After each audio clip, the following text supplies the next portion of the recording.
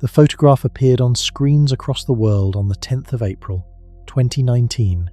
A ring of orange light, blurred and imperfect, surrounding a perfect blackness at the center. The light had traveled 53 million years to reach us, across a universe that was still mostly empty and silent, and when it arrived it filled a press conference room in Washington with the sound of cameras. The blackness at the center was not empty. It was the shadow of a door that opens only one way, a boundary where time, in any sense we can use the word, comes to a stop. The orange ring was light bent around that boundary by gravity so extreme that photons, which have no mass and no choice but to move at the speed of light, were forced to orbit the darkness before escaping toward us. The boundary is called the event horizon, and it is not a physical surface. You could pass through it without touching anything. But once you did, every direction in space would point toward the center. The past would lie outside, and the future would be a point of infinite density you could never avoid. And here is the thing that, if you let it, will stay with you long after the lights go out. Everything that falls through that boundary, every star, every planet, every photon, is not destroyed.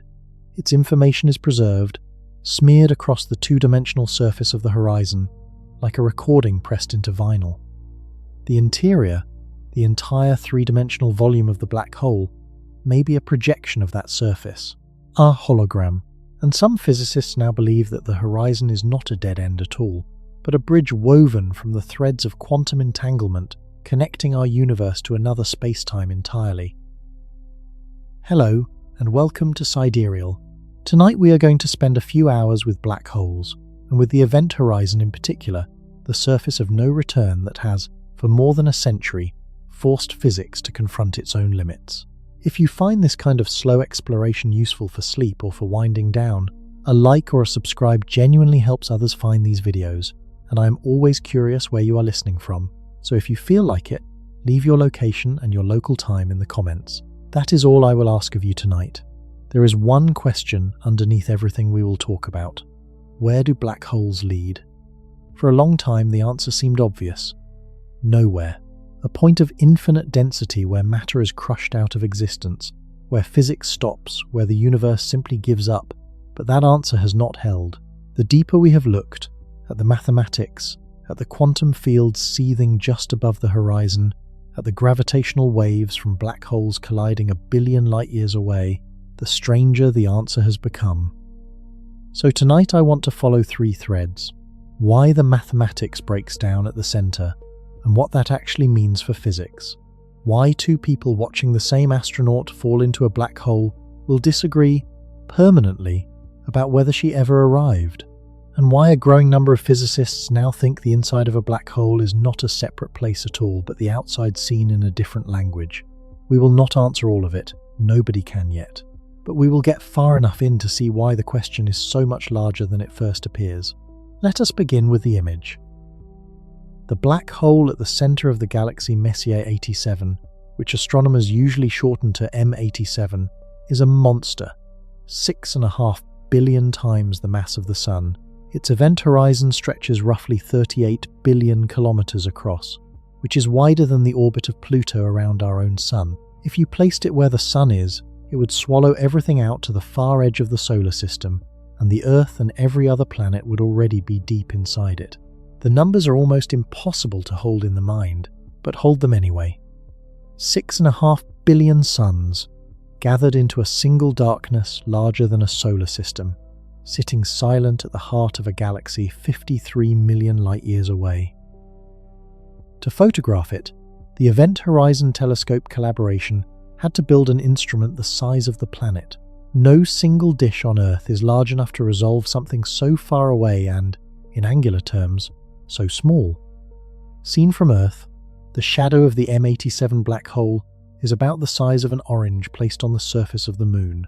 To capture it, the team linked 8 radio observatories scattered across the world, from the mountains of Chile to the volcanoes of Hawaii to the ice of the South Pole, and combined their signals as if they were fragments of one enormous mirror. The technique is called Very Long Baseline Interferometry, and it works only if every station records the arrival time of the incoming radio waves with almost unimaginable precision. Each observatory was fitted with a hydrogen maser, an atomic clock stable enough to lose no more than a second across roughly 10 million years. Without clocks that good, the fragments cannot be stitched back together. They observed over several nights in April of 2017. The Earth itself became the film. As the planet turned, each telescope traced a different arc across the sky, and those arcs filled in different pieces of the virtual dish. The array gathered so much data that there was no practical way to send it over the internet. It filled roughly half a ton of hard drives. The fastest way to move it was to load the drives onto commercial aircraft and physically fly them to 2 processing centers, one in Massachusetts and one in Germany. The team called this phase SneakerNet, human couriers, carrying boxes of the deepest observations ever made, riding in the cargo holds of ordinary passenger flights. The drives from the South Pole Station could not even be shipped until the Antarctic winter ended and the planes could land again. The image of a black hole waited months for the weather. Reconstructing a picture from that data was its own problem, and a delicate one. The array did not record a photograph. It recorded a sparse, incomplete set of measurements, and there are, in principle, infinitely many images, consistent with any incomplete set. The danger was obvious. If you go looking for a ring, you might find a ring whether or not one is there.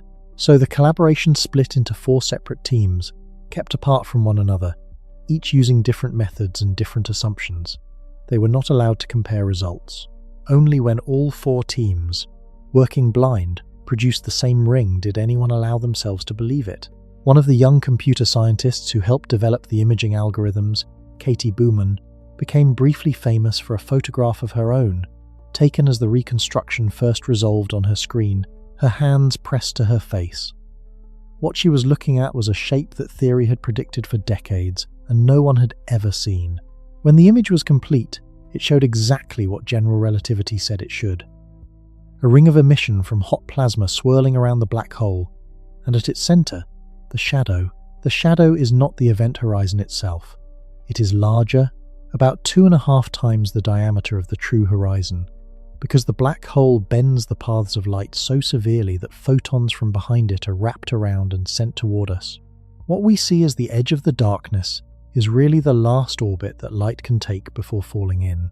The ring was also brighter along its lower edge, and that asymmetry was not noise, it was Doppler beaming. The plasma on one side of the ring is rushing toward us at a large fraction of the speed of light, and its light is boosted and brightened, while the plasma on the far side is rushing away and dimmed. The lopsided ring is a direct picture of matter moving at relativistic speed around a gravitational well, billions of times deeper than the sun's. Shep Doelman, who directed the collaboration, stood at the press conference and said the team had seen what they had thought was unseeable. It was a moment that collapsed a century of theoretical argument into a single photograph. Black holes were no longer only predictions on a chalkboard. They were objects you could point an instrument at and record. 2 years later, in 2021, the collaboration went further. They released a second version of the M87 image, this time in polarized light, which traces the magnetic field lines threading through the plasma. The field turned out to be strong and ordered, spiraling around the base of the enormous jet that this black hole fires out across thousands of light years. That jet had been known for over a century. In 1918, an astronomer named Heber Curtis, examining M87 through a telescope at the Lick Observatory, noticed what he described as a curious straight ray connected to the galaxy's core. He had no idea what it was.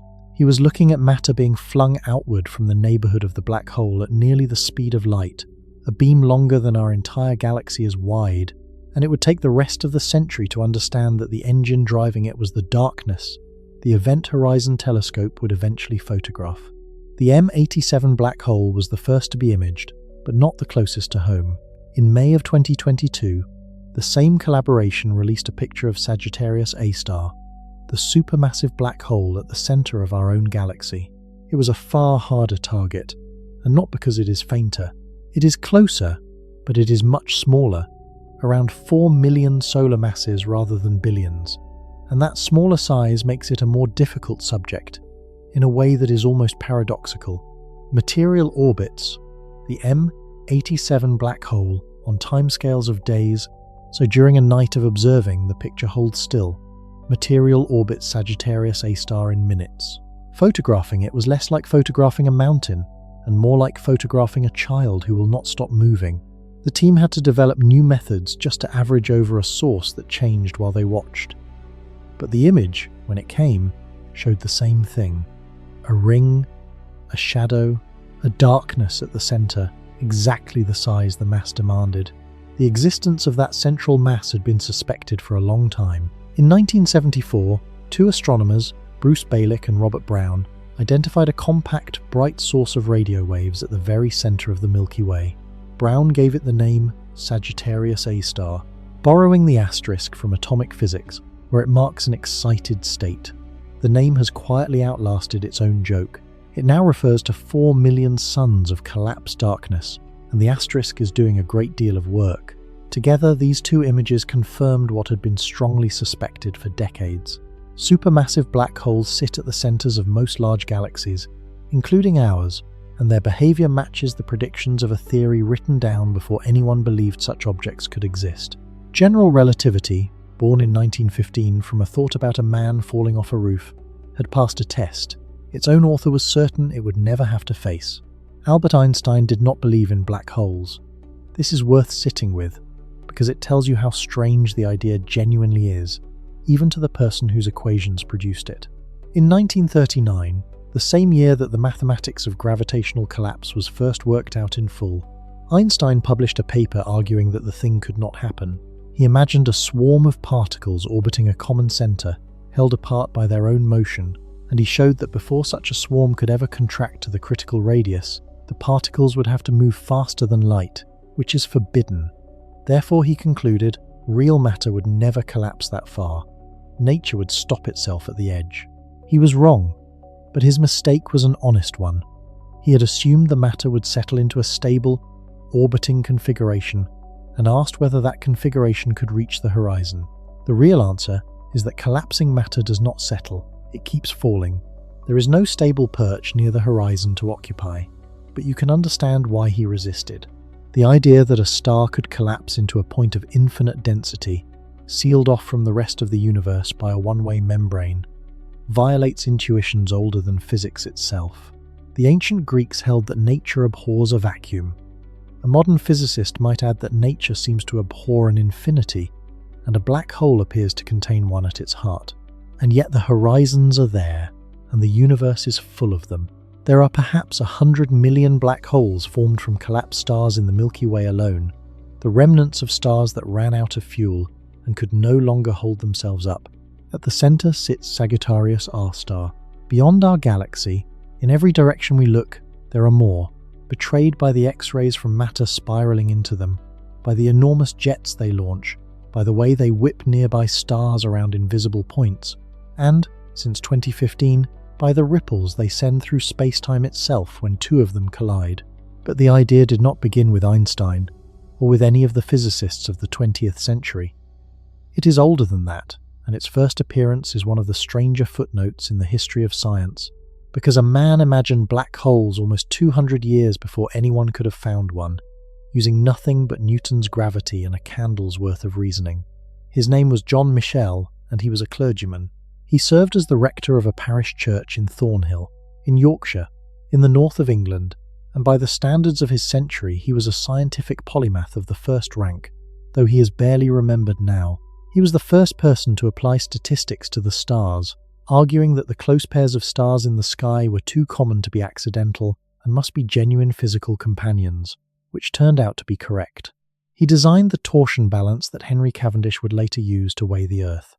He thought about magnetism, about earthquakes, about the nature of light, and in 1783 he sent a long letter to Cavendish, which was read to the Royal Society, in which he did something remarkable.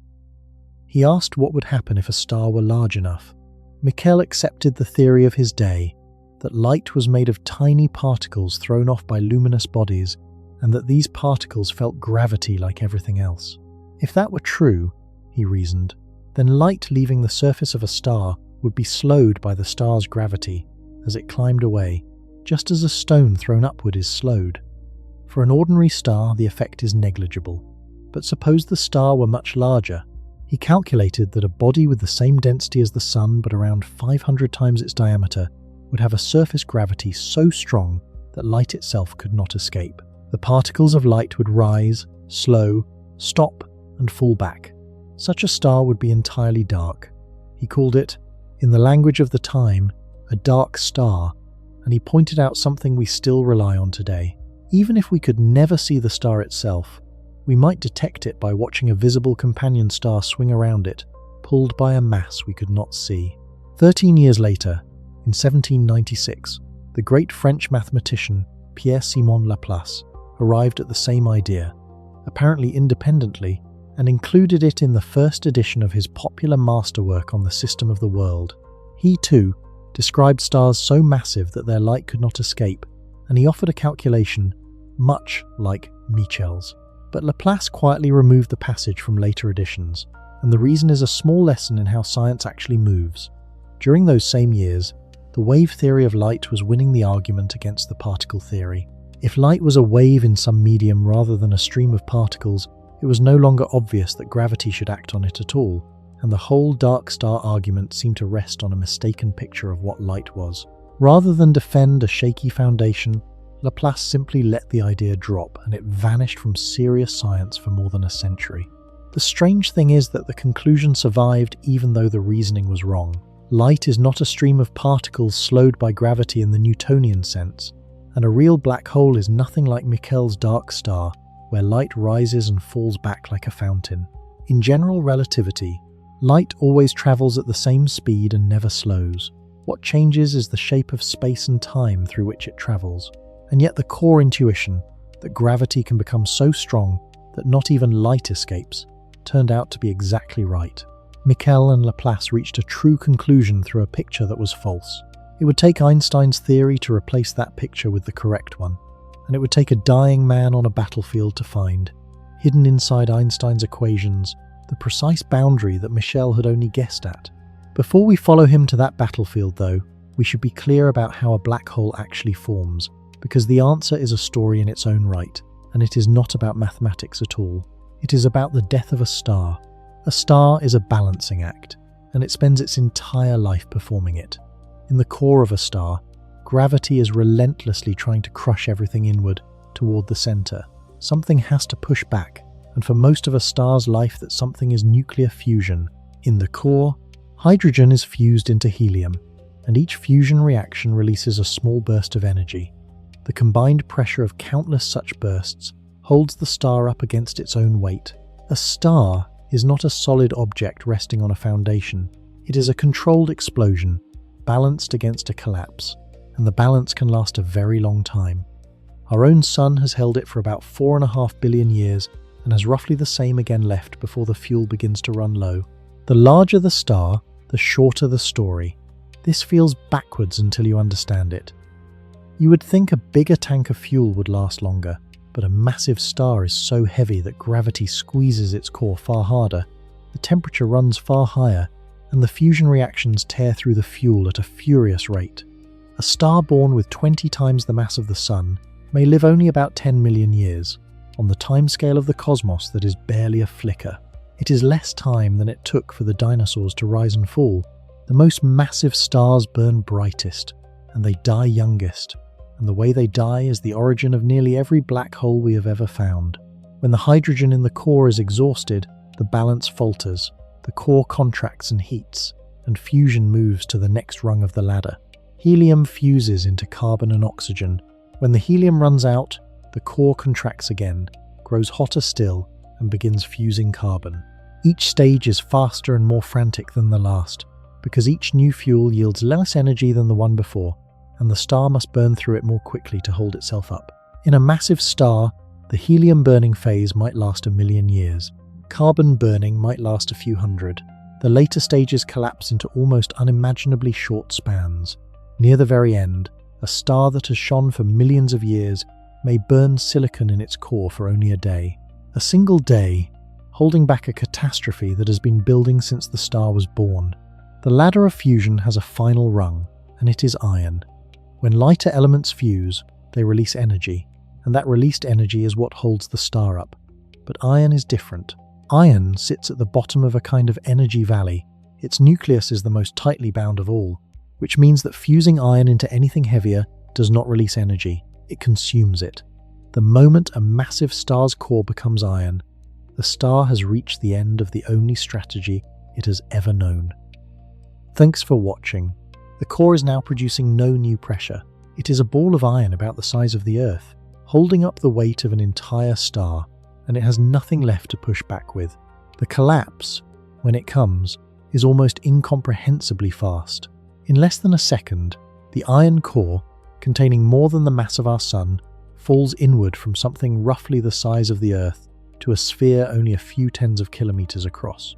The infalling matter reaches speeds approaching a quarter of the speed of light. As it crushes together, the electrons and protons are forced to merge into neutrons, and in the process they release a colossal flood of ghostly particles called neutrinos, which carry away an enormous fraction of the energy of the collapse. If the collapse stops, it stops because of a new kind of pressure, one that has nothing to do with heat or fusion. It is a purely quantum effect called neutron degeneracy pressure, and it arises from a deep rule of nature, the exclusion principle, which forbids two neutrons from being forced into exactly the same state. Packed together tightly enough, the neutrons resist any further crowding, and for many stars this resistance is enough to halt the fall. When the collapse halts, the consequences are spectacular. The outer layers of the star, still falling inward at tremendous speed, slam into the suddenly rigid neutron core and rebound. Combined with the outrushing flood of neutrinos, this rebound blows the entire outer star apart in a supernova, one of the most luminous events in the universe. For a few weeks, a single dying star can outshine the 100 billion ordinary stars of its host galaxy combined. Almost all of the energy, though, is invisible. Around 99% of it is carried off by the neutrinos, and we know this is true because we have measured it. In 1987, a star exploded in a small companion galaxy of our own, and hours before the light of the explosion reached Earth, detectors deep underground registered a brief pulse of neutrinos, 24 ghostly particles arriving from a stellar death, 160,000 years away.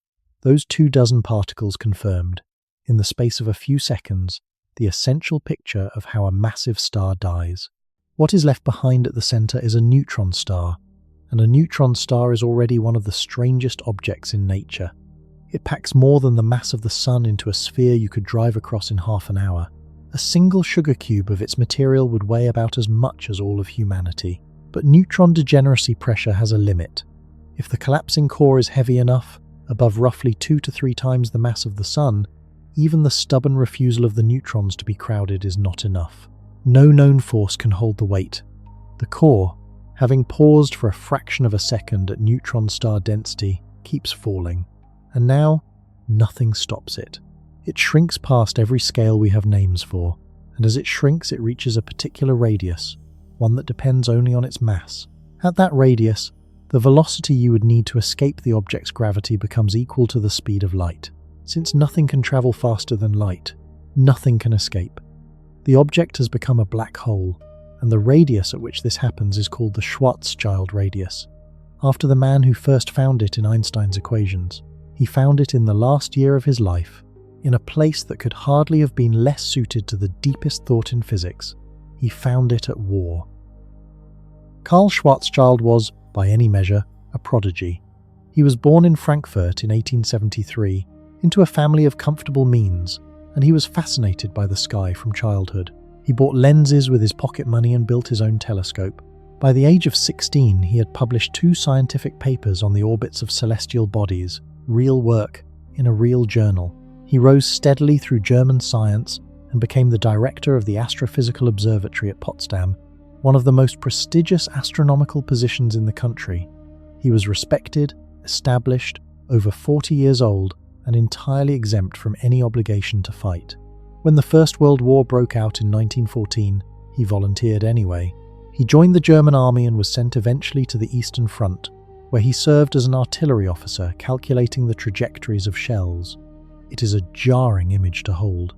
One of the finest theoretical minds of his generation, spending his days computing the arcs of high-explosive projectiles fired at other human beings in the mud and cold of a war that would kill an entire generation of young men across Europe. And it was there, at the front, that he read Einstein's newly published theory of general relativity. Einstein had presented the final form of the theory in Berlin in November of 1915. It was the culmination of nearly a decade of work, and it replaced Newton's picture of gravity as a force with something far stranger. In Einstein's theory, gravity is not a force at all. It is the shape of space-time. Mass and energy curve the space and time around them, and objects moving through that curved geometry follow paths that we perceive as the pull of gravity. The Earth does not orbit the Sun because a force reaches across the void and tugs on it. It orbits because the Sun has bent the space-time around it, and the Earth is simply following the straightest available path through that bent geometry. The equations that describe all this are a set of 10 linked, deeply nonlinear expressions, the kind that a mathematician can spend a career failing to solve in any exact way. Einstein himself, when he wanted to describe the orbit of Mercury, had used an approximation. He did not expect an exact solution to appear for a long time, if ever. Schwarzschild solved them in a matter of weeks, by hand, in a trench. He chose the simplest interesting case, the space-time around a single, perfectly spherical, non-rotating mass sitting alone in empty space, and he found the exact geometry it produces. By day he computed shell trajectories. By night, by lamplight, he walked, as he put it, in the land of Einstein's ideas. He wrote up the solution and sent it to Einstein in Berlin, along with a covering letter, and the letter contains one of the great understatements in the history of science. The war, he wrote, had treated him kindly enough, despite the heavy gunfire, to let him get away from it all and take this walk in the land of Einstein's ideas. Einstein was genuinely astonished. He wrote back at the end of December of 1915 and told Schwarzschild he had not expected that the exact solution to the problem could be formulated so simply. He presented the work to the Prussian Academy on Schwarzschild's behalf, but buried inside that elegant solution was something neither of them was willing to take seriously. At a particular distance from the centre, that same critical radius we now call the Schwarzschild radius, one of the terms in the equations misbehaved badly. A quantity that should have stayed finite instead ran off toward infinity. For the Sun, this radius came out to about 3 kilometers. For the Earth, about 9 millimeters. Both men assumed it was a mathematical illusion. In any real star, the actual matter is spread out over a huge volume, and the critical radius lies buried deep inside the star, in a region where the empty space solution simply does not apply. The strange behavior at that radius seemed to describe a place that could never physically be reached. It was, they thought, a ghost in the mathematics, a warning sign hung over a door no star could ever open. Schwarzschild would not live to see how wrong that assumption was. Within months of sending his solution to Einstein, he fell ill on the Eastern Front with a rare and merciless autoimmune disease called pemphigus, in which the body's own immune system attacks the bonds that hold the skin together, so that the skin blisters and comes apart. In the field hospitals of that war there was nothing to be done. He was sent home, and he died in May of 1916, at the age of 42, only a few months after finding the first exact description of the geometry around a black hole.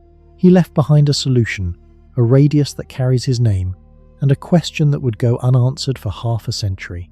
What if a star could collapse entirely inside its own Schwarzschild radius? What if the door was not sealed after all? It is worth staying a moment with the neutron star, because before anyone had confirmed a black hole, it was a neutron star that first proved these impossible-sounding endpoints of stellar death are real, and the story of its discovery is one of the finest in the history of astronomy. For decades after they were first proposed in the 1930s, neutron stars were regarded as a theorist's fantasy, too small and too faint ever to be seen. Then, in 1967, a graduate student at Cambridge named Jocelyn Bell was analysing data from a new radio telescope, a sprawling field of wires and posts she had helped to build by hand. She was combing through hundreds of meters of paper chart recordings by eye, and she noticed a faint, repeating smudge of signal that did not behave like anything she expected, a bit of what she called scruff that kept returning to the same patch of sky. When she looked closely, the signal turned out to be a series of pulses, astonishingly regular, arriving every 1 1/3 seconds with the precision of a clock. Nothing known in nature produced radio pulses so fast and so exact. For a while, the possibility that it might be an artificial signal, a beacon from another civilization, was taken seriously enough that the source was half-jokingly labelled LGM-1 for Little Green Men. But Bell soon found a second pulsing source in a completely different part of the sky, and then others, and it became clear that this was a natural phenomenon, common across the galaxy. She had discovered pulsars, and a pulsar, it was soon understood, is a neutron star, spinning rapidly and sweeping a beam of radio waves across space like a lighthouse, so that we catch a pulse each time the beam points our way. Here was a city-sized ball of neutrons, more massive than the Sun, spinning several times a second, exactly the kind of object the theorists had dreamed up and no one had believed in. If neutron stars were real, then the whole picture of stellar collapse was real, and the black hole, one rung further down, became far harder to dismiss. The Nobel Prize for the discovery went, controversially, to Bell's supervisor rather than to Bell herself, a decision that has been argued over ever since. She has spoken about it with remarkable grace, and the objects she found remain among our most precise natural instruments, clocks in the sky that we use to test the very theory that predicts the black holes beyond them. The answer began to take shape in the 1930s, and it arrived, of all places, on a passenger ship crossing the Indian Ocean. In 1930, a 19-year-old Indian physicist named Subramanian Chandrasekhar boarded a vessel bound for England, where he was to begin graduate study at Cambridge. He had 18 days at sea with little to do, and he spent them working through a problem that had caught his attention. What holds up a dead star? A star like the Sun, when its fuel is gone, does not collapse to nothing. It settles into a dense ember called a white dwarf, roughly the size of the Earth but as heavy as the Sun, and it is held up not by fusion, but by the same kind of quantum pressure that would later be invoked for neutron stars, in this case the refusal of electrons to be crowded together. Chandrasekhar wanted to know whether that pressure could hold up any white dwarf, no matter how massive. His answer, worked out on the ship, was no. He realized that in a sufficiently massive white dwarf, the electrons would be pushed to move at speeds approaching the speed of light. And once that happened, the physics changed. The pressure could no longer keep pace with the crushing weight. He found that there was a maximum mass, about 1.4 times the mass of the Sun, above which no white dwarf could exist. Above that limit, which we now call the Chandrasekhar limit, the star must keep collapsing into something denser and stranger. It was a profound result, and he had found it before he was 20, at sea, on the way to a country where he was largely unknown. He was not welcomed for it. The most powerful astrophysicist in Britain at the time was Arthur Eddington, the man who, in 1919, had led the eclipse expedition that confirmed Einstein's prediction that gravity bends light, and who had become, as a result, one of the most famous scientists in the world. Eddington took an interest in the young Chandrasekhar, and for a time seemed almost a mentor to him. But Eddington did not believe that a star could collapse without limit, and he found the idea of a runaway collapse to a point genuinely absurd. At a meeting of the Royal Astronomical Society in London in January of 1935, Chandrasekhar presented his results to the assembled experts. When he had finished, Eddington rose to speak, and in front of the whole society, he dismissed the young man's work as, in his words, stellar buffoonery. He argued that there must be some law of nature that prevents a star from behaving so absurdly. Chandrasekhar, a young man far from home, facing the most celebrated astronomer in the country, had no effective reply. The senior figures in the room, whatever they privately thought, did not defend him. The public humiliation stung deeply, and it shaped the rest of his life. He eventually left Britain for the United States, taking a position at the University of Chicago, where he spent a long and immensely productive career, and, decades later, received the Nobel Prize for exactly the work Eddington had ridiculed. Eddington was simply wrong. The Chandrasekhar limit is real. It is one of the most important numbers in astrophysics, and it is the gate through which a dying star must pass on its way to becoming a neutron star, or, if it is heavy enough, a black hole. The next step was taken in 1939 in California by Robert Oppenheimer, who would later become far better known for directing the effort that built the atomic bomb. Before the war, Oppenheimer was a theoretical physicist of wide-ranging interests, and with his student Hartland Snyder, he took up the question that Einstein was, in the very same year, arguing could never arise. What actually happens when a massive star collapses and there is nothing left to stop it? They used general relativity, not Newtonian gravity, and they followed the collapse all the way down. Their paper reached an unambiguous conclusion. A sufficiently massive star, with no fuel left, will collapse indefinitely, and as it does, from the point of view of a distant observer, something eerie happens. The star's surface appears to fall more and more slowly as it approaches the critical radius, its light stretched and dimmed, until it seems to freeze at the horizon and fade from view. The star, they wrote, closes itself off from any communication with a distant observer. Only its gravitational field remains. It was the first rigorous demonstration, within Einstein's own theory, that black holes are not a mathematical curiosity but a natural endpoint of the life of a star. Oppenheimer and Snyder had described, in 1939, the essential physics of gravitational collapse. And then the world stopped listening, because the paper was published on the 1st of September, 1939, the same day that Germany invaded Poland and the Second World War began. Oppenheimer would soon be consumed by the bomb. Snyder would drift out of the front rank of physics, and the study of collapse would lie fallow for 2 decades, while physicists turned their attention to weapons, and afterward, to the particles and forces of the quantum world. It would take the discovery of quasars in the 1960s, distant objects blazing with the energy of 100 galaxies from a region no larger than a solar system, to force astronomers back to the idea that black holes might be real and might be powering some of the brightest objects in the universe. The decisive evidence, when it came, arrived from just above the atmosphere. X-rays from space cannot reach the ground. They are absorbed by the air, which is fortunate for us and inconvenient for astronomers, and it means that to study the X-ray sky, you must go above the air. In 1970, an American X-ray satellite was launched from a platform off the coast of Kenya. It was launched, by arrangement, on the anniversary of Kenyan independence, and the mission was named Uhuru, the Swahili word for freedom. Uhuru scanned the sky for sources of X-rays, which are produced when matter is heated to millions of degrees, the kind of temperatures reached when gas spirals down toward a very dense, very compact object, and is torn and compressed and heated on the way in. In the constellation Cygnus, the Swan, Uhuru found a powerful and flickering source of X-rays that came to be called Cygnus Xone. The flickering was itself a clue. The source varied on timescales as short as 1,000th of a second, and an object cannot vary faster than light can cross it. So whatever was producing the X-rays had to be tiny, no larger than a small planet. Astronomers turned optical telescopes to that patch of sky and found in the right position a hot blue supergiant star. But the X-rays were not coming from the visible star. They were coming from something orbiting it, something that was pulling streams of gas off the supergiant and heating that gas to millions of degrees as it fell inward. By watching how the visible star moved, tugged back and forth by its unseen partner, astronomers could weigh the thing they could not see.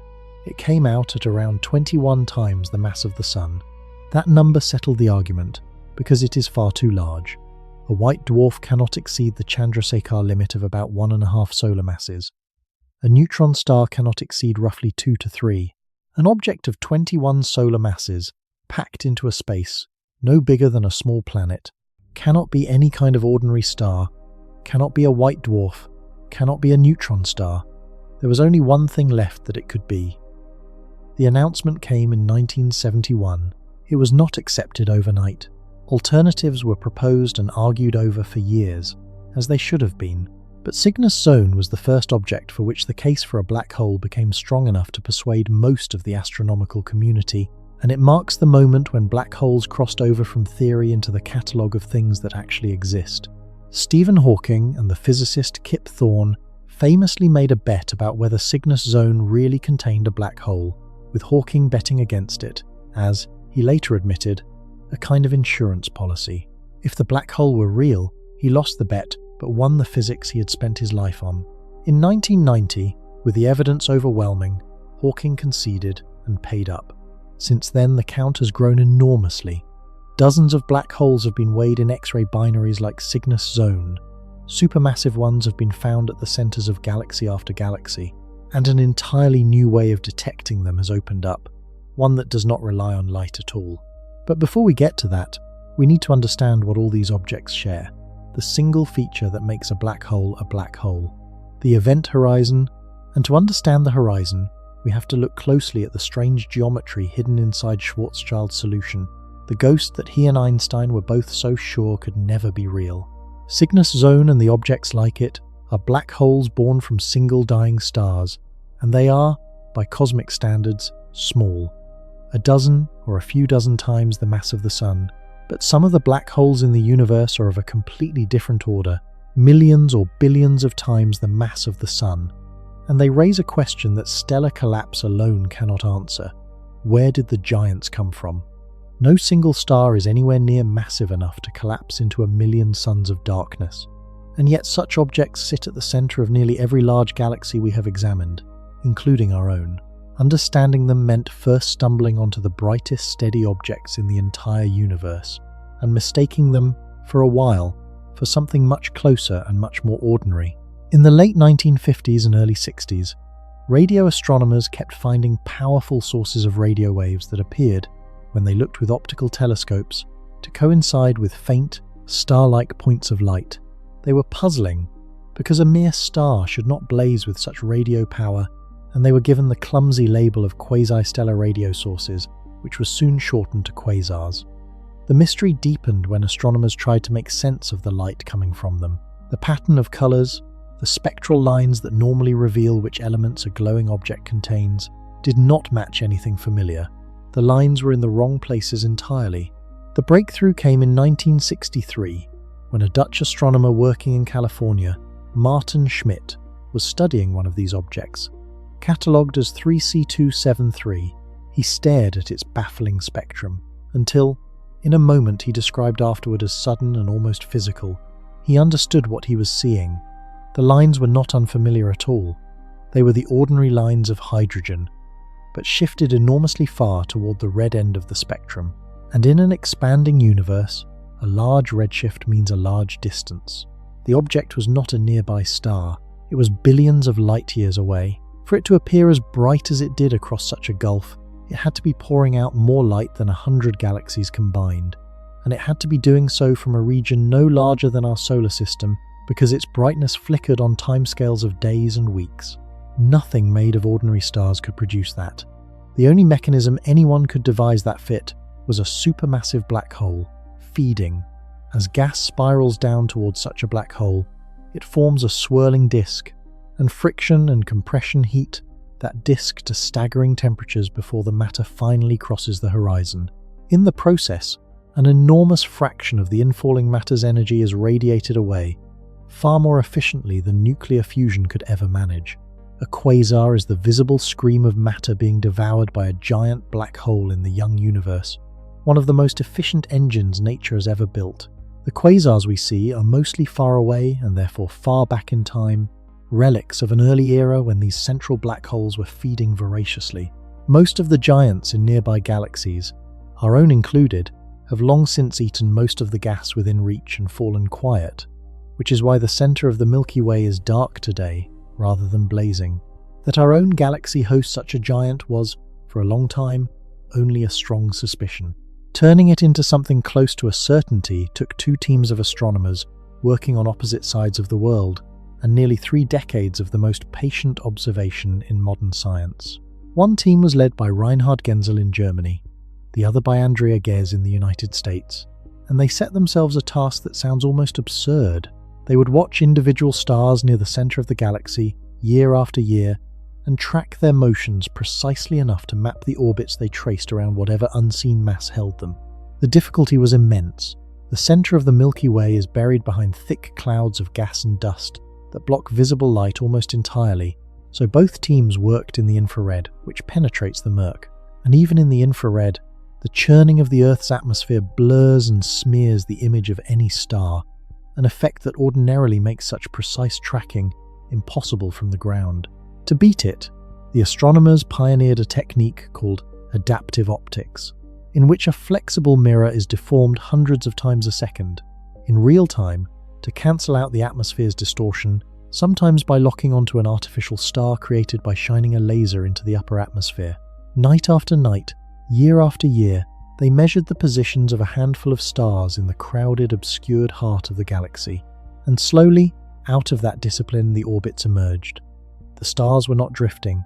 They were sweeping around a common central point in enormous ellipses, moving at tremendous speeds, and the point they orbited was invisible. One star in particular, catalogued as S2, became the crown jewel of the whole effort. It swings around the galactic center once every 16 years, and at its closest approach it whips past the dark central mass at more than 7,000 kilometers every second, a couple of % of the speed of light. From the shape and speed of its orbit, the mass at the focus could be calculated directly by the same Newtonian reasoning John Michell had sketched more than 2 centuries before.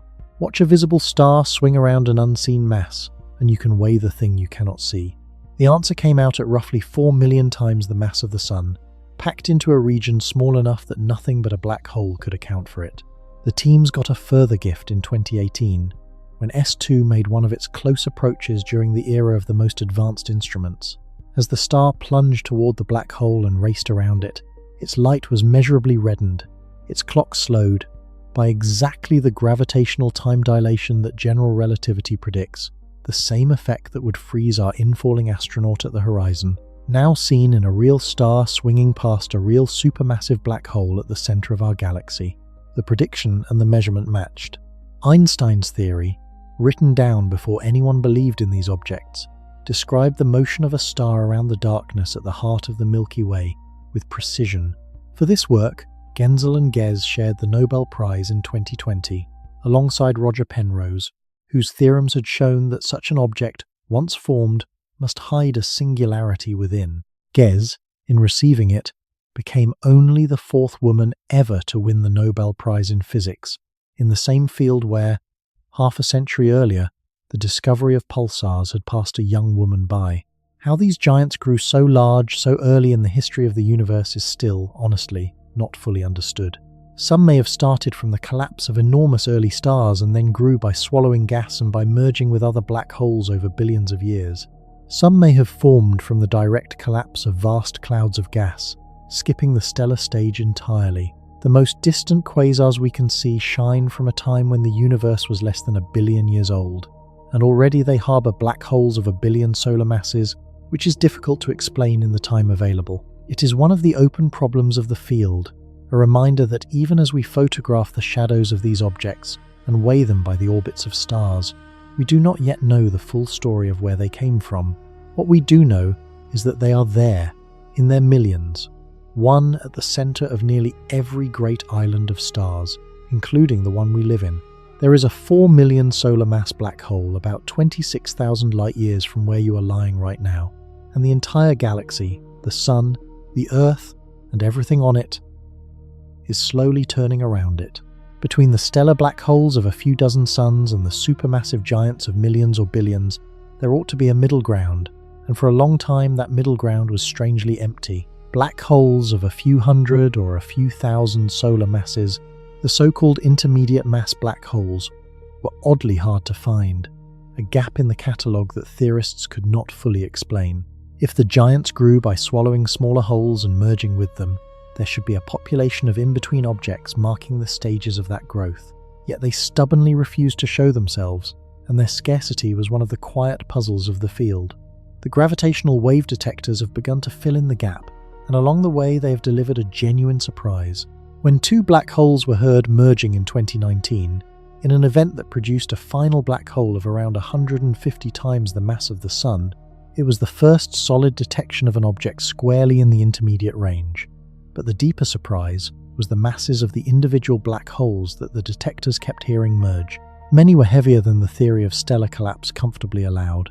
There is supposed to be a forbidden zone, a range of masses that ordinary dying stars cannot produce, because the most massive stars are expected to blow themselves entirely apart in a particular kind of runaway explosion, leaving no black hole at all. And yet the detectors have heard black holes with masses that fall right in that forbidden band. The most likely explanation is that these are not the direct children of single stars, but second-generation black holes, themselves the product of earlier mergers, built up step by step in the crowded cores of dense star clusters, where black holes sink to the center and collide again and again. Each detection is a data point in a story we are only beginning to assemble, the story of how black holes grow. At the opposite extreme lies a class of black hole that may not exist at all, but whose possible existence connects the physics of the horizon to one of the largest unsolved problems in all of science. These are the primordial black holes, and they would not have formed from stars, because they would have formed before there were any stars. In the first fraction of a second after the Big Bang, the universe was almost perfectly smooth, but not quite. There were tiny variations in density from place to place, the same variations that would later grow into galaxies. If any region happened to be dense enough, the theory goes, it could have collapsed directly into a black hole then and there, in the searing first instance of the cosmos, with no star involved at all. Such primordial holes could in principle have almost any mass, from far smaller than a stellar black hole to far larger, depending on when they formed and how dense the region was. They are interesting for two reasons. The first is Hawking radiation, which we will come to properly in a moment. A primordial black hole of a particular small mass, roughly that of a mountain compressed into the size of an atom, would by now, after 14 billion years of slowly evaporating, be reaching the very end of its life and disappearing in a final burst of high-energy radiation. Astronomers have searched for those bursts and not found them, which places limits on how many such holes can exist, but does not rule them out. The second reason is deeper, and it touches the dark matter problem. For most of a century, astronomers have known that galaxies and clusters of galaxies contain far more mass than the visible stars and gas can account for. Something invisible, something that does not shine, is holding these structures together with its gravity, and it outweighs all the ordinary matter in the universe by a factor of roughly 5 to 1. We do not know what it is. The leading candidates have long been undiscovered subatomic particles, but there is an intriguing alternative. What if the dark matter is, at least in part, made of black holes, primordial ones, formed in the early universe and scattered invisibly through the galaxies, dark not because they are made of some exotic substance, but simply because black holes are, by their nature, dark. The idea has been tested and largely constrained. If there were enough primordial black holes of certain masses to account for the dark matter, we would expect to see their effects. The way their gravity would occasionally magnify the light of background stars as they passed in front of them, an effect called microlensing that astronomers have searched for extensively. Those searches and others have ruled out primordial black holes as the dark matter across most of the possible mass range. But a few windows remain open, narrow bands of mass where the observations do not yet exclude them. And interest revived when the gravitational wave detectors began hearing black holes of unexpected masses, some of which, a few researchers argued, could conceivably be primordial rather than stellar. It is very much a live and unsettled question. The honest position is that we do not know whether primordial black holes exist at all, and if they do, we do not know whether they make up any meaningful fraction of the dark matter, but the mere possibility is striking. It would mean that the missing mass of the universe, the invisible scaffolding on which every galaxy is built, could be nothing more exotic than an enormous population of the same objects we have spent tonight trying to understand, seeded in the first instant of time and drifting, silent and unseen, through the dark between the stars. The event horizon is not a physical wall. There is no signpost, no glowing barrier, no membrane you could touch. It is a place in space that is in every local sense perfectly ordinary. An astronaut crossing the horizon of a sufficiently large black hole, such as the one in M87, he would notice nothing at all at the moment of crossing. The stars would still be visible behind her, though distorted into rings and arcs by the bending of their light. She could still move her arms. She could check her watch, and it would tick normally. There would be no line, no threshold, no sensation. She would pass the point of no return without any way of knowing she had done it. And that is precisely what makes the horizon so unsettling. It is defined not by what you feel there, but by what you can no longer do. Once she is inside, she cannot send a signal out.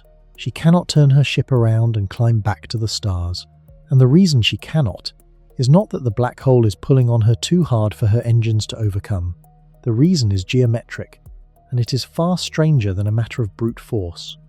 Inside the horizon, the direction that used to mean toward the center and away from the center stops behaving like a direction in space and starts behaving like time. It becomes something you can only move through one way, just as you cannot choose to travel back to yesterday. No matter how powerful your ship, once she is inside the horizon, she cannot travel back toward the outside. Every path that leads into her future also leads deeper in.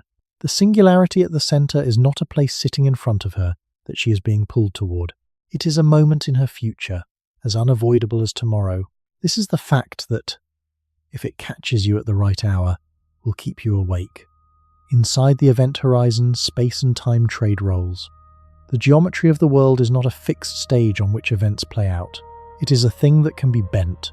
And near a black hole, it is bent so severely that the very meaning of forward, of future, of escape is rewritten. The horizon is not a barrier in space. It is the place where the future itself tips over and begins to point inward. It took physics a long time to understand this clearly, because the mathematics at first seemed to say something else. Schwarzschild's solution appeared to blow up at the critical radius, and for years that was read as evidence that something physically violent happened there. The confusion was finally cleared up by careful work with the coordinates, the labels that mathematicians attach to points in space-time. The trouble at the Schwarzschild radius, it turned out, was not a real feature of the geometry. It was an artifact of a badly chosen set of labels, like the way every line of longitude crowds together and becomes useless exactly at the North Pole, even though there is nothing physically wrong with the ground there.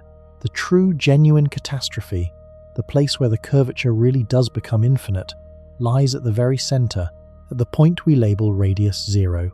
The horizon, by contrast, is smooth. Nothing about the local geometry there is broken. It is only the significance of the place that is extreme. Arthur Eddington, the same man who had crushed Chandrasekhar, was actually the first to show, back in 1924, that with a better choice of coordinates, the trouble at the horizon simply disappears. He seems not to have grasped the importance of what he had done, and the point was made fully only decades later. In 1958, an American physicist named David Finkelstein introduced a way of describing the geometry that made the one-way character of the horizon completely explicit. In his description, you can see the horizon for what it is, a surface where the roles of space and time change over. Outside it, the radial direction is an ordinary direction in space, and you can move either way along it. Inside it, that direction has become like time, and you can only go one way, inward. There is a beautiful way to picture this, using what physicists call a light cone. Imagine, at any point in space and time, the set of all directions that light could travel from that point. Because nothing can move faster than light, everything that you could possibly reach in your future lies inside that cone of light. In ordinary, empty space, far from any mass, the cone points straight up into the future, and you are free to move in any direction in space as time carries you forward. Now bring in gravity. Near a mass, the cones tilt slightly toward the mass. The stronger the gravity, the more they tilt. At the event horizon, the tilt becomes total. The entire cone of your possible futures leans inward, so that every direction you could possibly go leads to smaller radius, deeper in. To escape, you would have to leave the cone, which is to say, you would have to move faster than light, which is to say, you would have to travel backward in time. The geometry simply does not allow it. The prison of a black hole has no walls. It is built out of the tilt of the future itself. The word black hole, incidentally, is younger than the physics. For decades, these objects were called by various clumsy names, including frozen stars, a term favored by Soviet physicists because, from the outside, the collapsing star appears to freeze at the horizon and hang there forever. The name that stuck came from the American physicist John Wheeler, who used the phrase black hole at a conference in 1967 and popularized it thereafter. Wheeler had a gift for language, and the name changed how people thought. A frozen star sounds like something still present, still glowing faintly at the edge of the visible. A black hole sounds like what it is, an absence, a region from which nothing returns. Schwarzschild's solution, for all its importance, describes an idealization, a black hole that is perfectly spherical and not spinning at all. Real black holes almost certainly spin, and often spin extraordinarily fast, because the stars that collapse to form them were spinning, and as they shrink they spin faster, the way a skater pulls in her arms and accelerates. For nearly half a century, no one could find the exact solution for a spinning black hole. It was one of the hardest unsolved problems in the field. It was finally cracked in 1963 by a New Zealand mathematician named Roy Kerr, working in Texas. The Kerr solution is a masterpiece, and it revealed that a spinning black hole is a considerably stranger thing than a still one.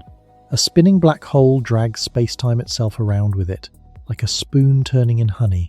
Close to the black hole, this dragging becomes so severe that nothing can possibly stay still. There is a region outside the horizon, called the ergosphere, where you could fire your engines as hard as you liked in the opposite direction, and you would still be swept around with the rotation, unable to remain stationary relative to the distant stars.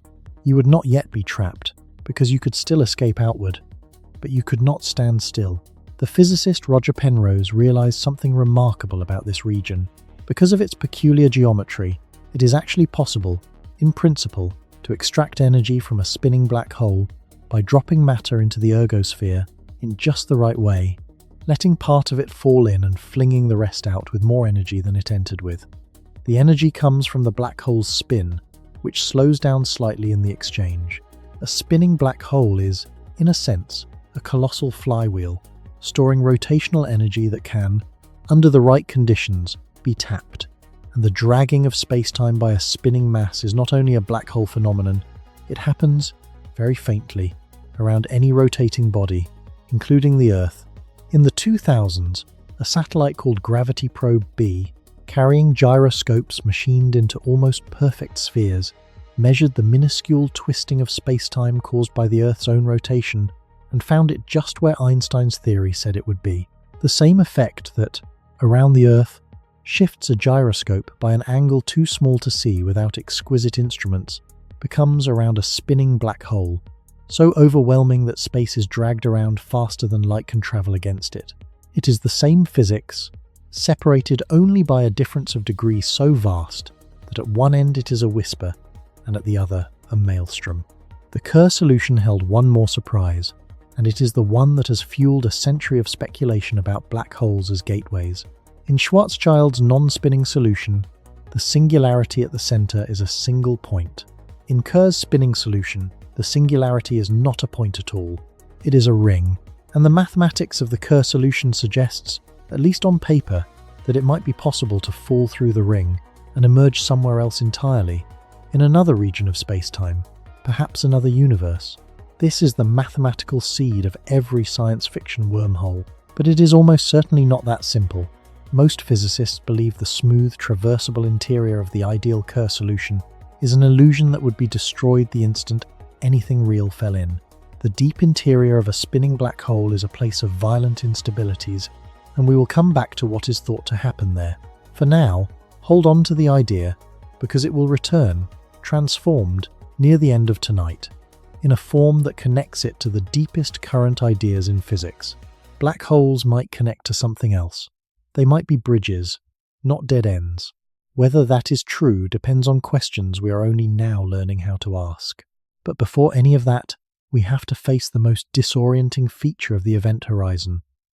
The one that forces us to give up the idea that there is a single, shared reality that everyone agrees on. Suppose there is an astronaut. She has volunteered for a journey that has only one direction, and she knows it. Her ship carries a simple, powerful transmitter that sends a steady pulse of light back toward a monitoring station in a safe, distant orbit, 1 flash per second, at a fixed color. She is falling toward a black hole of about 10 times the mass of the Sun, one born from the collapse of a star much like the one feeding Cygnus Zone. The black hole itself is invisible, but she can see exactly where it is, because the stars directly behind it are smeared into a ring of distorted light around a perfect circle of black. She begins her fall from far away, and at first nothing is unusual. Her instruments show her speeding up smoothly as the gravity strengthens. She checks her transmitter. The pulses are going out, 1 per second, steady as a heartbeat. Behind her, the monitoring station is receding but still clearly visible, still familiar. Everything is calm. Everything, from where she sits, is proceeding exactly as she expected. On the monitoring station, the team watching her signal sees something else entirely, and the difference between what she experiences and what they see is not a matter of delay or of perspective in the ordinary sense. It is a genuine disagreement about the order and the timing of events, and both sides are correct. The first thing the team notices is that her pulses are arriving slightly late. As she falls closer to the horizon, the interval between pulses grows longer. This is gravitational time dilation, a direct prediction of general relativity, and it is not a theoretical nicety. It is measured every day. The clocks aboard the satellites of the Global Positioning System, orbiting high above the Earth where gravity is weaker, tick faster than clocks on the ground. And if that difference were not continuously corrected, the whole navigation system would drift into uselessness within hours. Near a black hole, the same effect becomes overwhelming. The astronaut's seconds, seen from the station, stretch.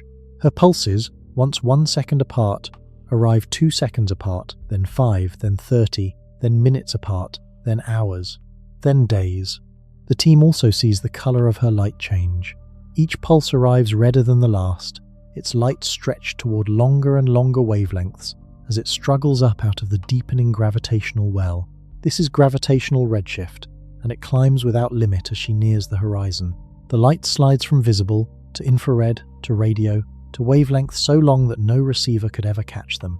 Within what is, for her, only a fraction of a second of falling, her signal fades away to nothing. But it never quite reaches the horizon, not in the team's picture of things. If they had infinitely sensitive detectors and infinite patience, they would see her pulses continue to arrive, slower and slower, redder and redder, for all eternity. In their frame of reference, she never crosses. She hangs at the horizon, frozen, fading, forever falling, and never arrived. This is exactly the frozen star that the old Soviet physicists described. From the outside, the infalling astronaut becomes an image slowing to a halt and dimming toward black, painted permanently onto the edge of the darkness. And the astronaut herself, what does she experience? She feels nothing unusual. She checks her transmitter, and it is still flashing once per second. She checks her clock, and it is still ticking at its normal rate. She looks ahead and sees no barrier, no wall, no line. She crosses the horizon of a large black hole without the slightest physical sensation, without any way of knowing the exact instant she has passed the point of no return. For her, the crossing is simply an event on her way inward, reached in a finite and quite ordinary span of time. She does not freeze. She does not fade. She falls smoothly into a region from which she can never return, and she keeps her transmitter running, sending pulses inward toward a center that no signal can escape. The universe outside will never learn what she sees. Here is the point that matters, and it deserves to be stated as plainly as possible. Both of these accounts are correct. The team that watches her freeze at the horizon and never cross, and the astronaut who crosses smoothly in finite time, are not describing an illusion on one side and the truth on the other. Neither one is mistaken. Neither one is privileged. They are two true descriptions of the same events, and there is no higher vantage point from which one of them turns out to be the real story and the other a trick of the light. This is not philosophy. It is a straightforward consequence of the structure of relativity. Time is not a single river flowing at one rate for everyone.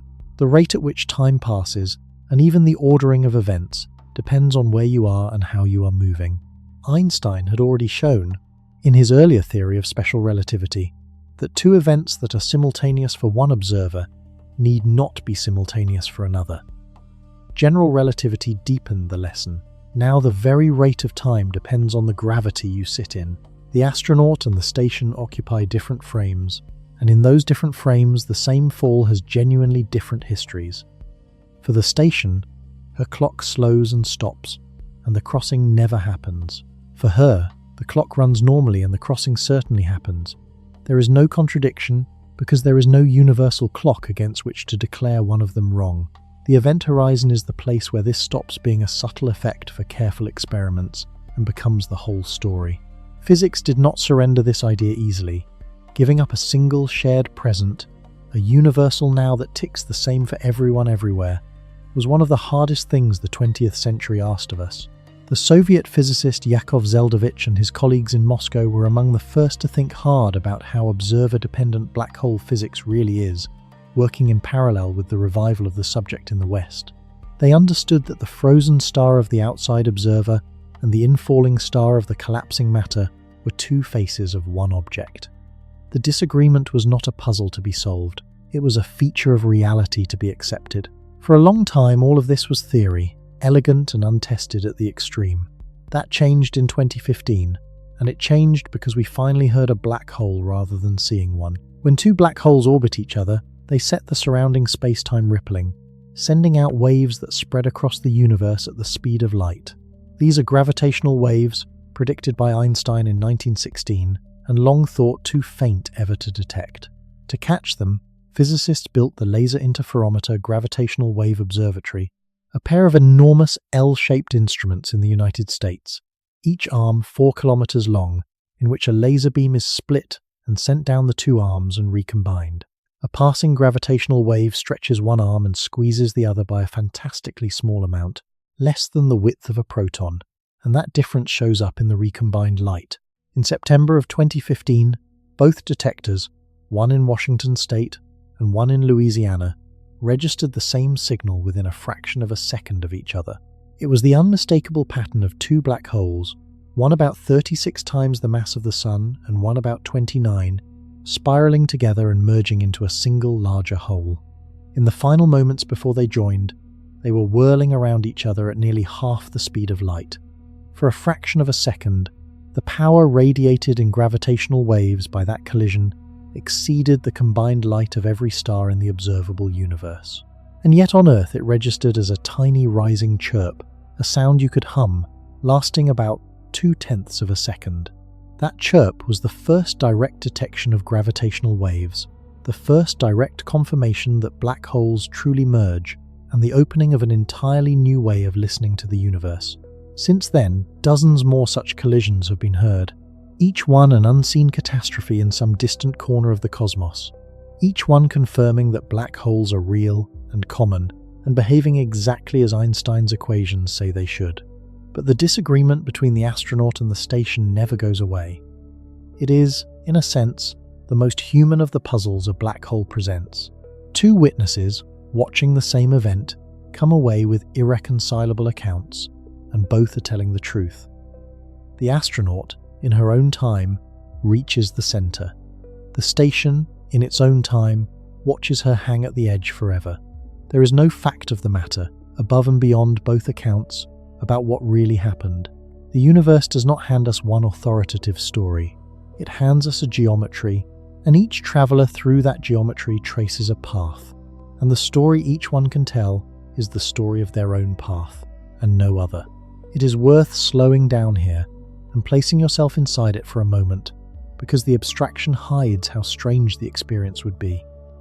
Imagine you are the one falling. You have chosen a supermassive black hole for the journey, one of the gentle giants, because at its horizon the tidal forces are mild and you will pass through alive. Ahead of you is the circle of absolute black, growing, and around it the whole sky is bent into a bright, distorted ring. The light of every star behind the hole wrapped around it and delivered to your eyes. As you fall, that ring tightens and brightens. The universe you came from is being squeezed into a shrinking, blazing arc above you. There is no wall to strike, no membrane to break. There is only the moment when the circle of black swallows the last of the sky, and you cross a line you cannot see and cannot feel, and everything you have ever known is now behind you, in a direction that is no longer a direction. You have a few minutes left. Your instruments still work. Your thoughts are still your own. And there is no way, none at all, to send even a single word back to the universe you have left. Whatever you learn in those last minutes, you learn for no one but yourself. This observer dependence, the fact that the fall has two irreconcilable true descriptions, was worked out in careful detail in Moscow in the 1960s, in parallel with the revival of the subject in the West.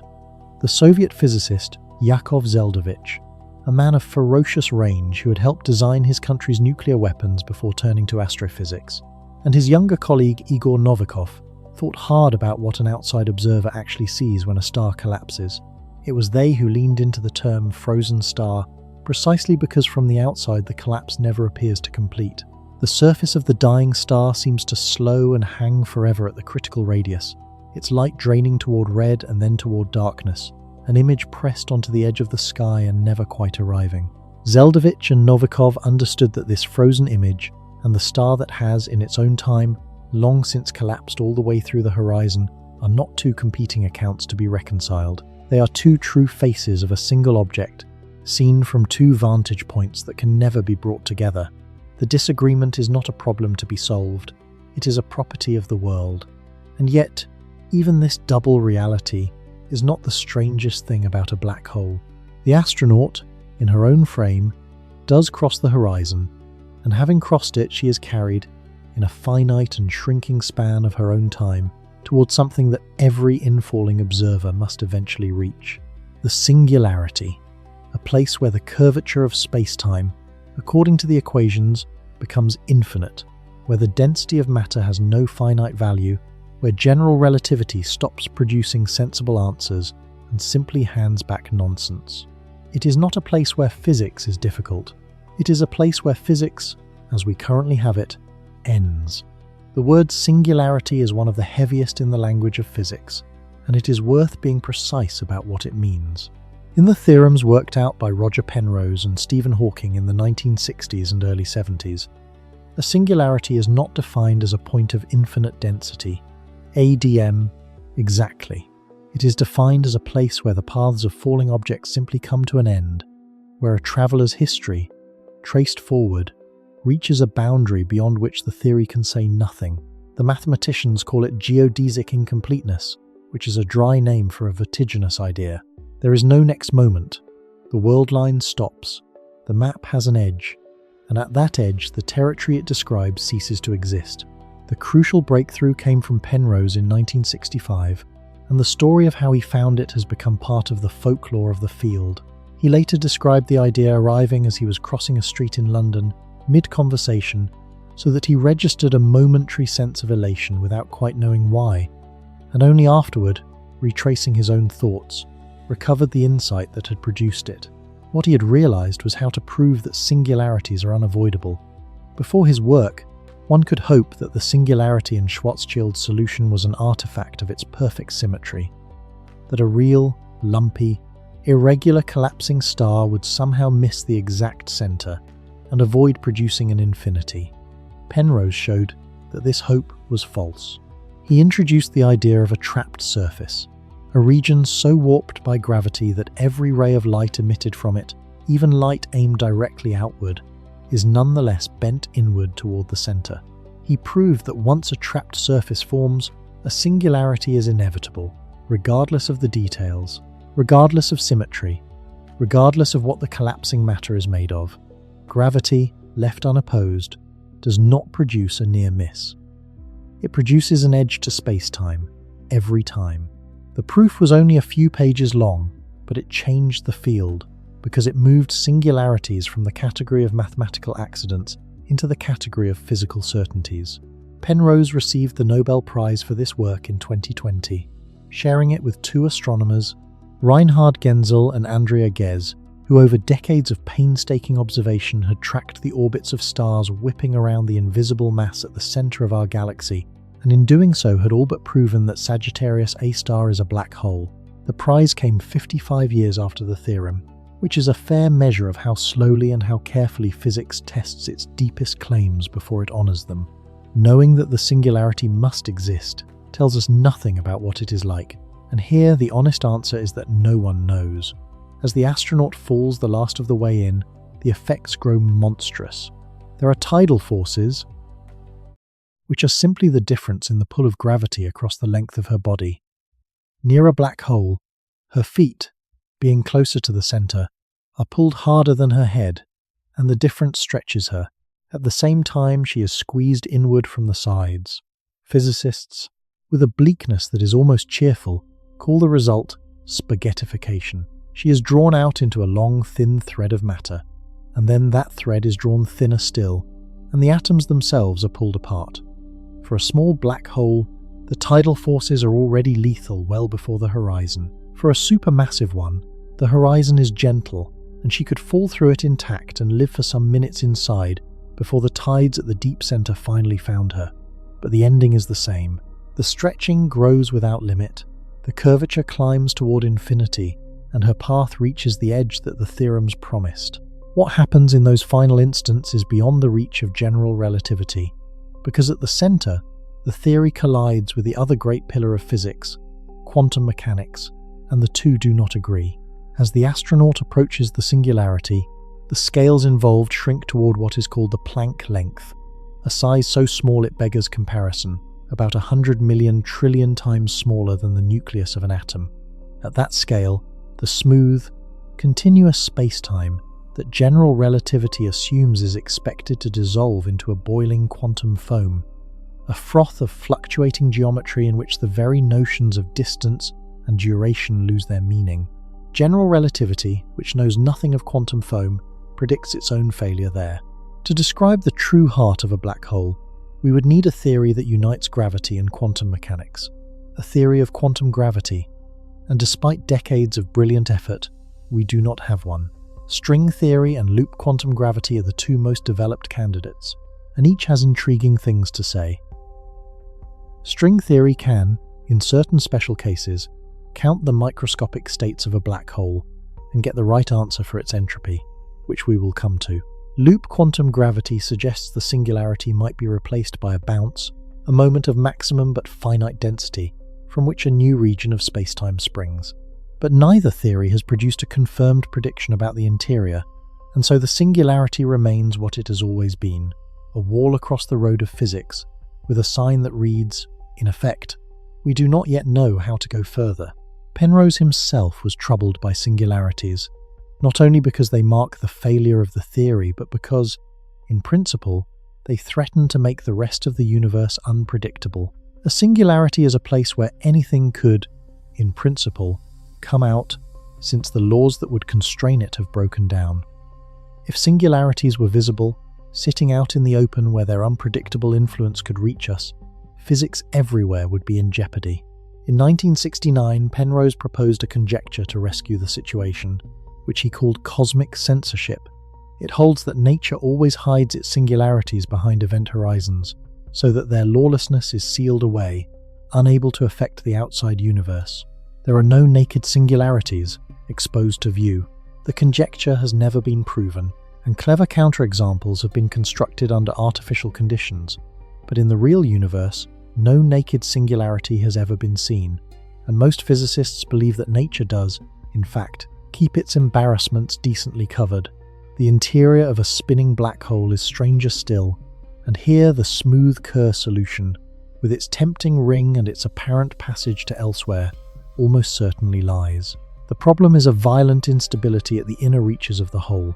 Anything that falls in sends signals that pile up and blue shift against an inner boundary called the Cauchy horizon, concentrating energy without limit, in a runaway process sometimes called mass inflation, the gentle, traversable interior that the equations describe for an eternal, undisturbed black hole would be torn apart the moment any real matter or radiation entered.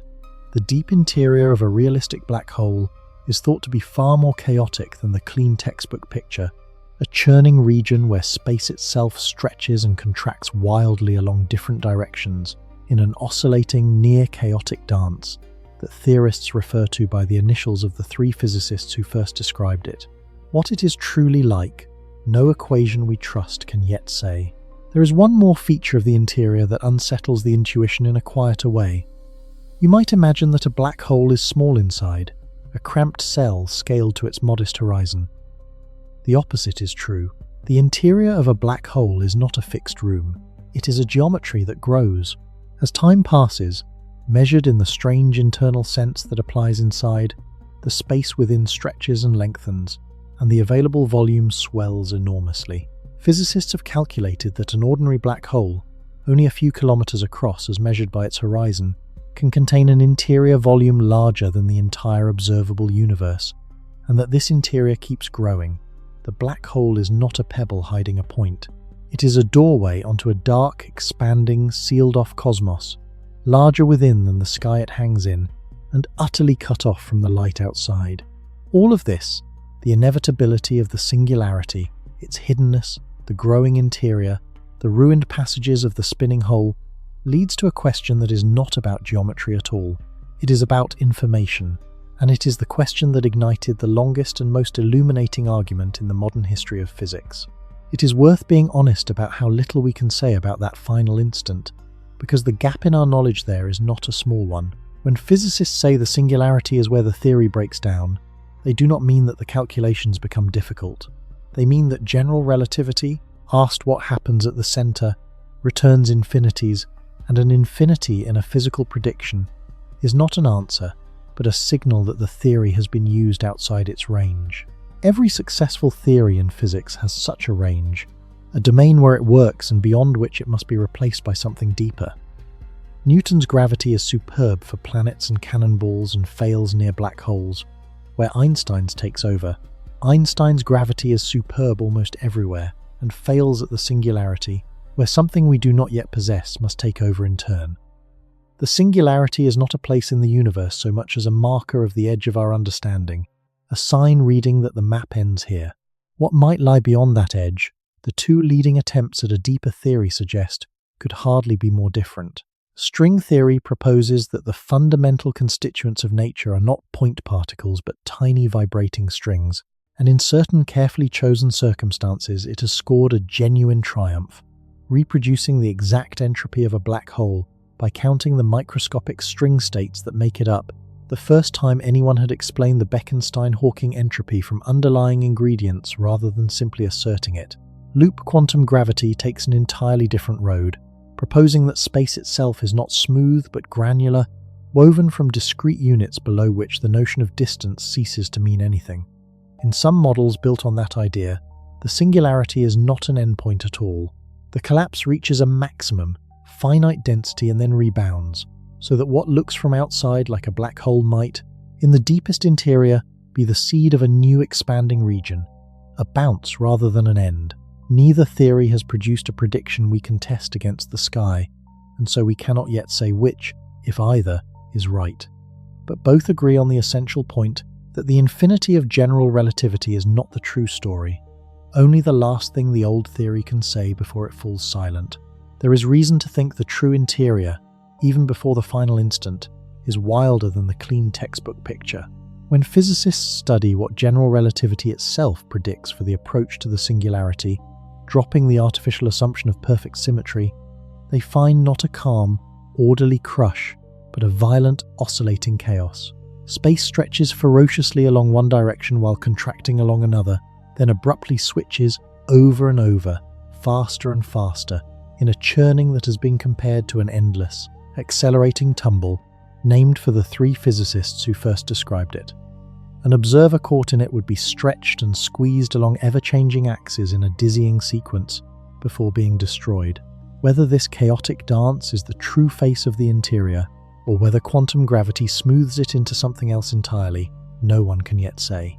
It is one more room in the black hole we can describe the doorway to, and never enter. When a star collapses into a black hole, it carries down with it the entire history of the matter it was made of, what kind of star it was, which elements it had forged in its core, whether it once had planets, and whether those planets had oceans, and whether anything ever lived in them. All of that is information, in the precise sense physicists mean, the full specification of the state of a physical system. And one of the deepest principles in all of physics is that information is never truly lost. The laws that govern the quantum world are reversible in a specific and demanding way. Given the complete state of a closed system now, the laws determine its state at every past and future moment. Nothing is ever simply erased. The information may be scrambled beyond any hope of practical recovery, but in principle it always remains, encoded somewhere in the particles and fields. This property has a name. It is called unitarity, and it is not a minor technicality.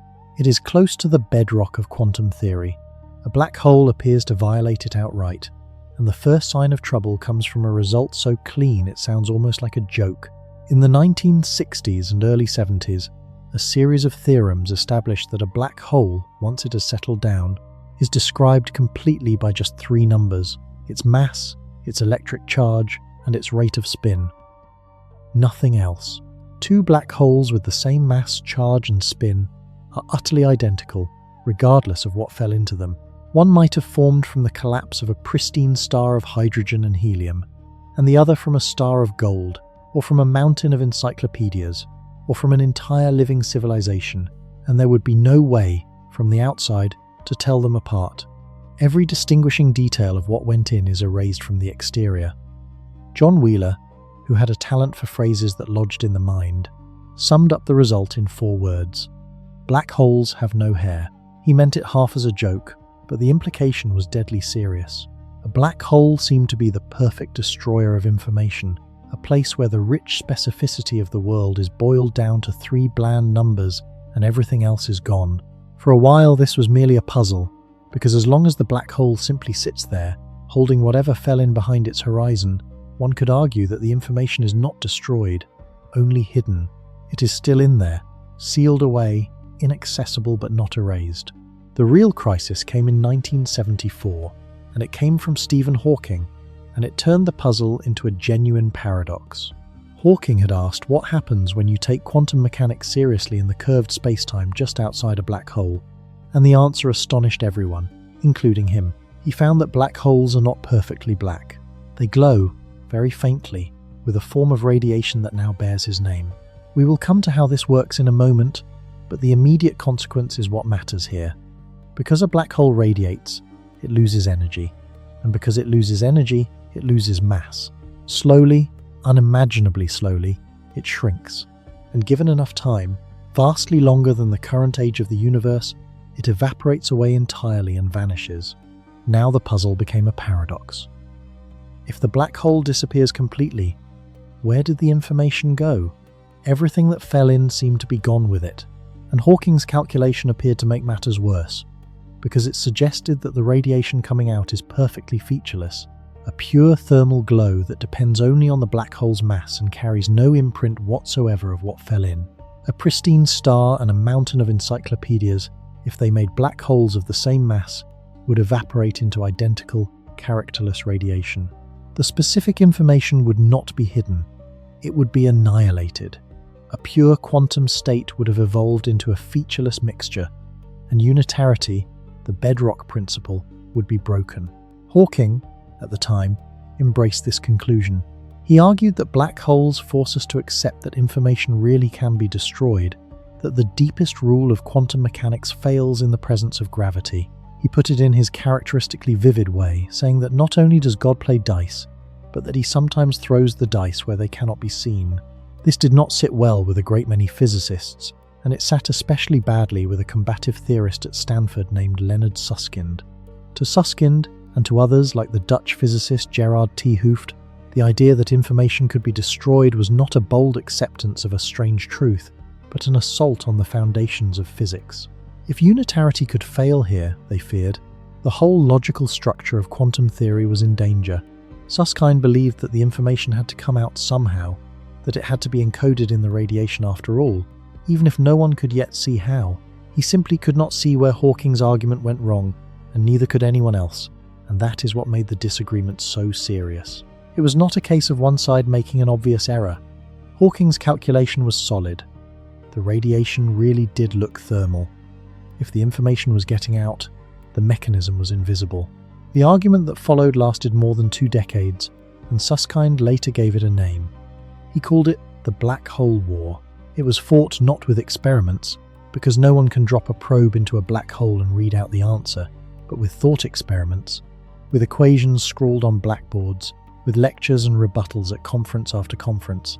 At one meeting in the early years, Susskind reportedly rose after a Hawking talk and said, in effect, that he did not agree with a word of it but could not yet put his finger on the flaw. The whole field was in the same position. They were fairly sure Hawking had to be wrong, and they could not prove it, and the not knowing went on for years.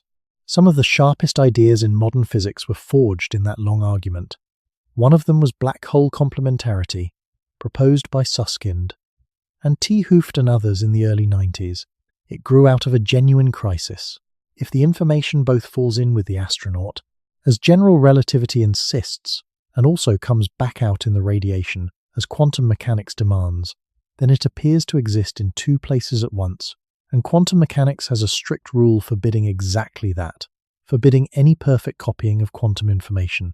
The proposed resolution was radical and subtle.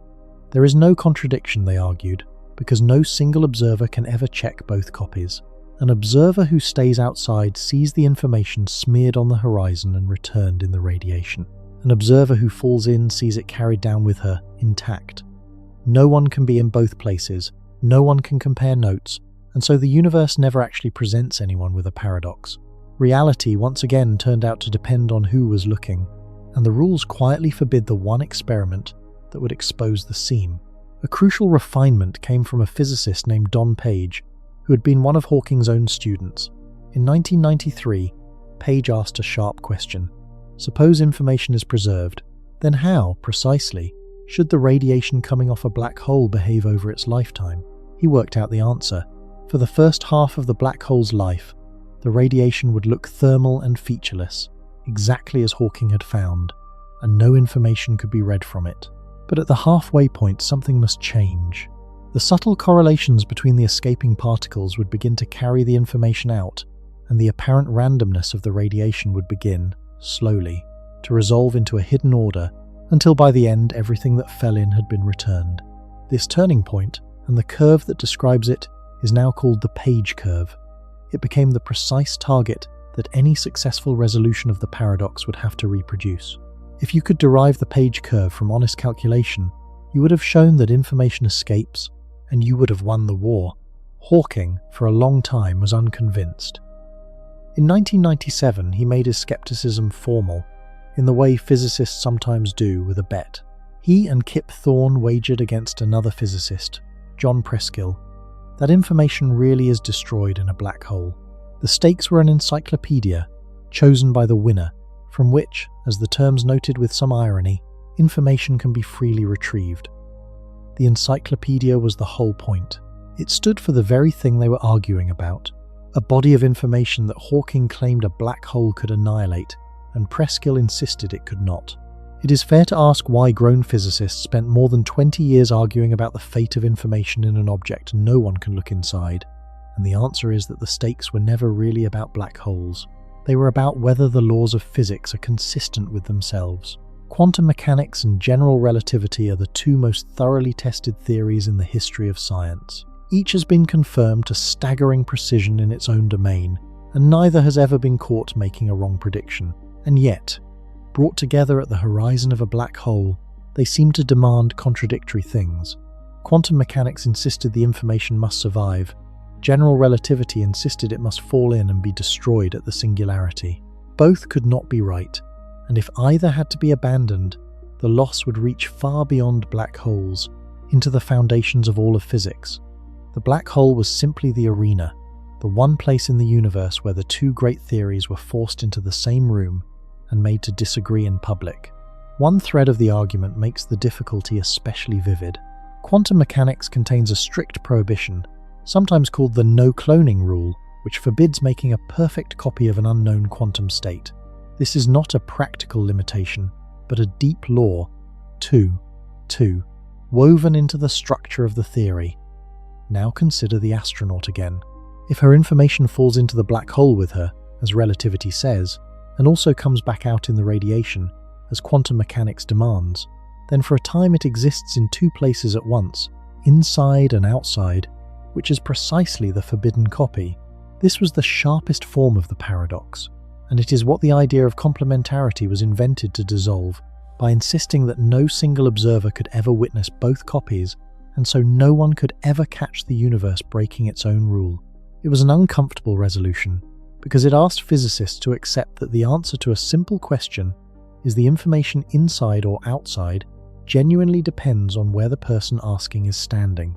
But that discomfort, it turned out, was pointing at something real, the same lesson the falling astronaut had already taught, that a black hole does not offer a single, observer-independent account of what is true. The war over information was, underneath, a long and stubborn refusal to accept that lesson, followed by a slow and reluctant education in it. To see how the war finally turned, we have to understand the radiation that started it, because Hawking's glow is not only the source of the paradox, it is also, in the end, the channel through which the information escapes. And to understand the radiation, you have to accept something that sounds like a contradiction. Empty space is not empty. In the modern understanding of the quantum world, the vacuum is not a still, inert nothing. It is a restless medium, seething with activity. Everywhere, at every instant, pairs of particles flicker into existence and vanish again almost immediately. A particle and its antiparticle appearing together, borrowing a little energy from the vacuum for a fleeting moment that the laws of quantum uncertainty permit, and then annihilating each other and paying the energy back. These are called virtual particles, and you might think them a mere accounting trick, a way of talking about the mathematics, but their effects are real and measured.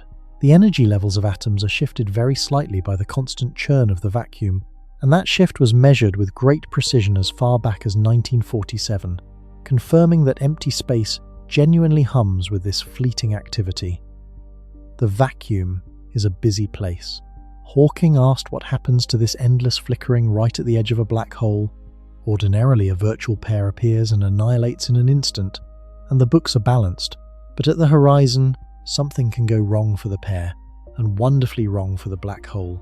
The intense gravity can catch the pair at the moment of their birth and separate them, pulling one partner across the horizon before they can annihilate, while the other escapes outward. The escaping particle, robbed of the partner it needed to disappear with, has no choice but to become real.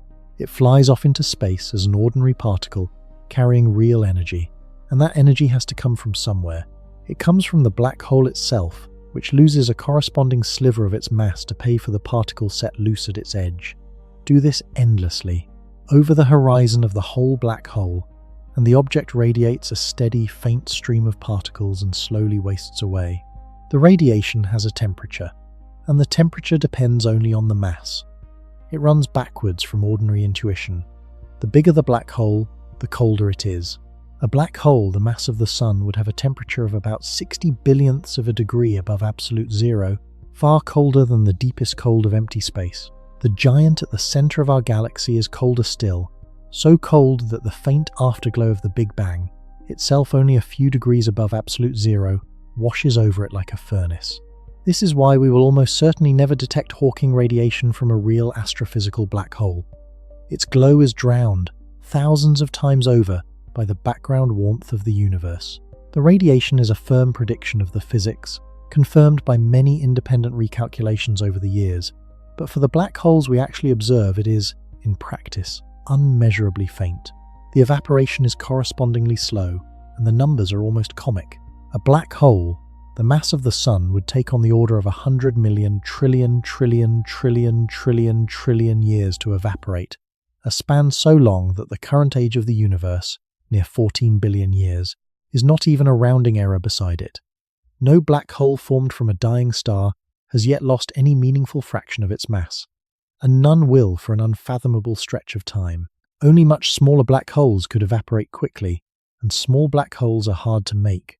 The one place they might have formed is the extreme density of the very early universe, moments after the Big Bang, where regions of especially dense matter could in principle have collapsed directly into holes of modest mass, some no heavier than a mountain. Such primordial black holes, if they exist, and of the right initial mass, would be finishing their evaporation right about now, ending in a final flash of high-energy radiation. Astronomers have searched the sky for these flashes and have not found them, but the search continues, and if one were ever caught, it would be the first time anyone had directly witnessed a black hole die. The mere existence of a temperature carried a hidden implication that had, in fact, been noticed just before Hawking's discovery by a graduate student at Princeton named Jacob Bekenstein. Bekenstein was worrying about a threat to the second law of thermodynamics, the law that says the disorder of the universe, its entropy, never decreases. Entropy is, at heart, a measure of hidden information.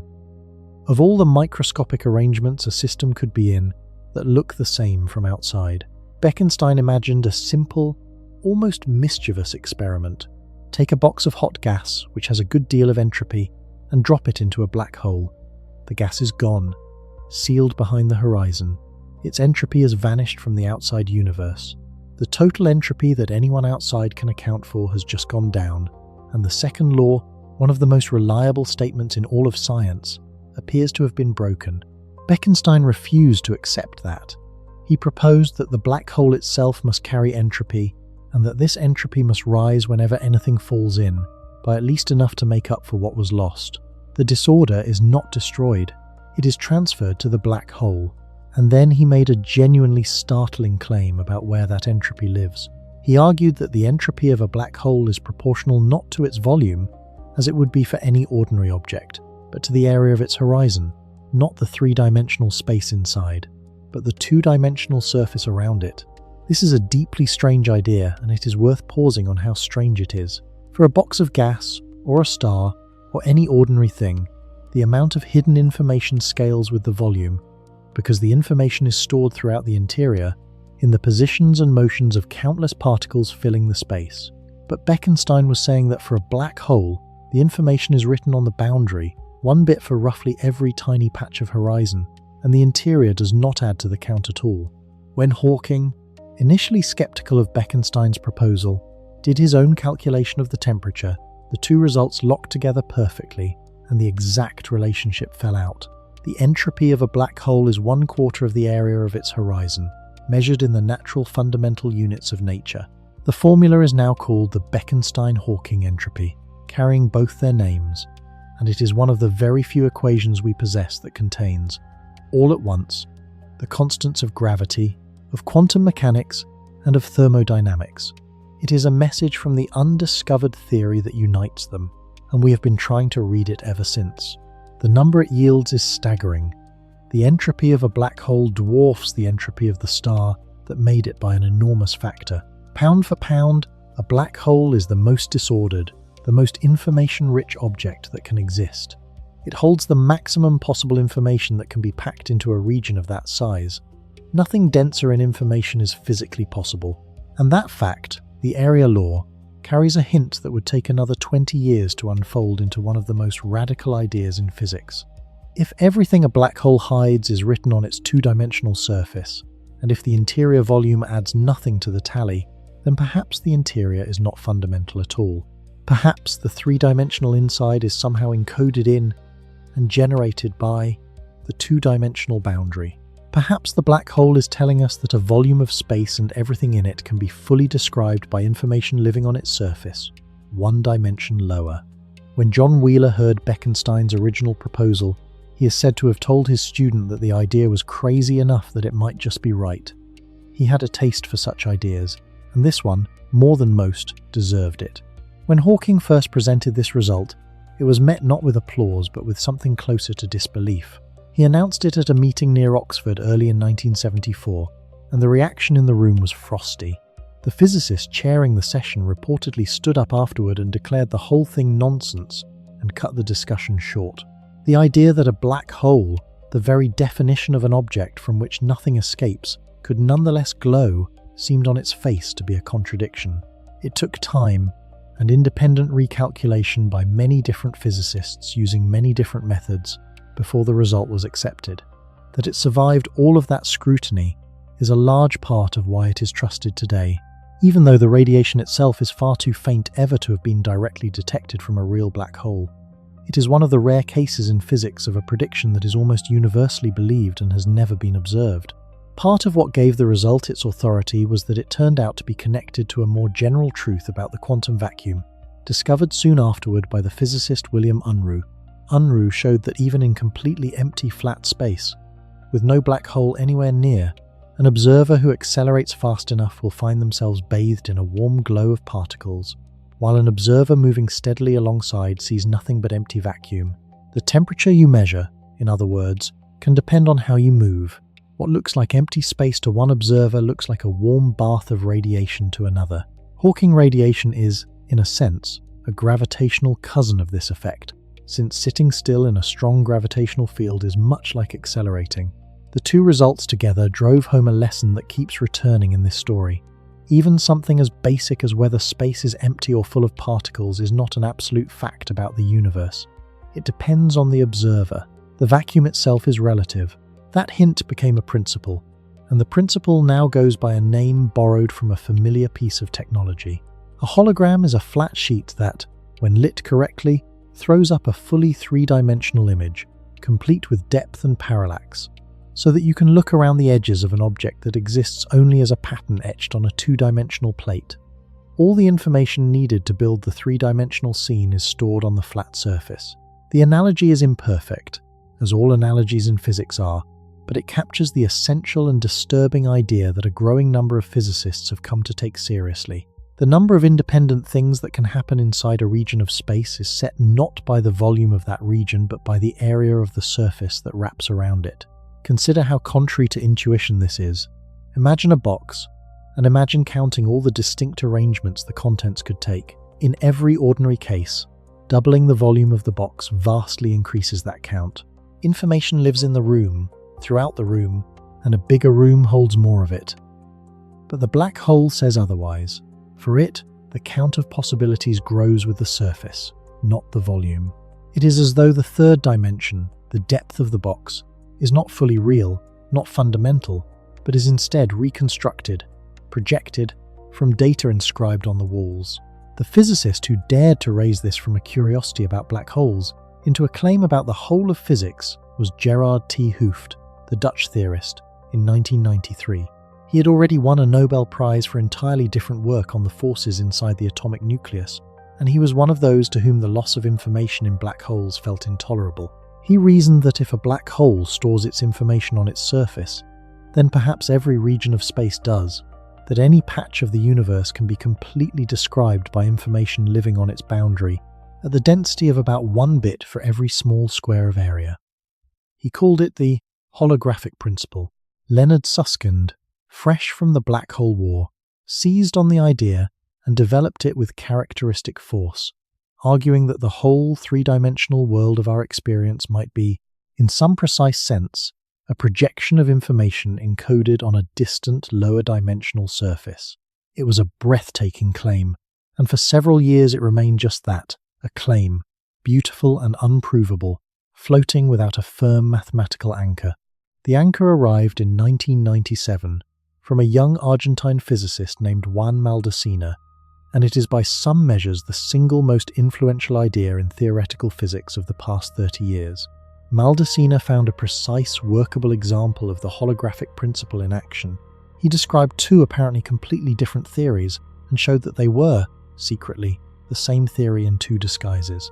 On one side was a theory of gravity, with all its curved space-time and its black holes, living in a particular kind of universe with an extra dimension of space. On the other side was a theory with no gravity at all, an ordinary quantum theory of particles and fields of the sort physicists understood well, living on the boundary of that universe, 1 dimension lower." End quote. And the two were exactly equivalent. Every event in the gravitational interior corresponds to some event in the boundary theory, and the same physics can be computed either way, with the same answers. The power of this equivalence is hard to overstate. The boundary theory has no gravity, no black holes, no singularities, and it is manifestly well behaved. Information is never lost in it. So if the boundary theory and the interior gravitational theory are truly the same physics in two languages, then whatever happens in the interior, including the formation and the complete evaporation of a black hole, must also preserve information, because the boundary description does, by construction. The paradox, at least in this carefully constructed setting, dissolves. The information that seems to vanish into the whole is, from the boundary's point of view, never in any danger at all. It was always safe, always accounted for, in the lower dimensional description that runs in perfect parallel. The universe Maldacena worked in is not our own. It has a different large-scale shape, a kind of negatively curved space that folds back on itself, unlike our own universe, which appears to be expanding and nearly flat. So his result is not a direct statement about the black holes in our sky, but it is the closest thing physics has ever had to a working laboratory for quantum gravity, a setting where gravity and quantum mechanics coexist in exact detail and can be studied without contradiction. And the lessons drawn from it, above all the lesson that information is preserved and that the interior is a kind of holographic projection of the boundary, are widely believed to carry over, in their essentials, to universes like ours. The particular geometry may differ. The principle, most physicists now think, is universal. The correspondence forced a genuinely disorienting revision of what the inside of a black hole even is. In the old, purely gravitational picture, the interior is simply a region of space-time like any other, cut off from us by the horizon but otherwise perfectly real and self-contained, a place the astronaut falls into and where she has her own private experiences.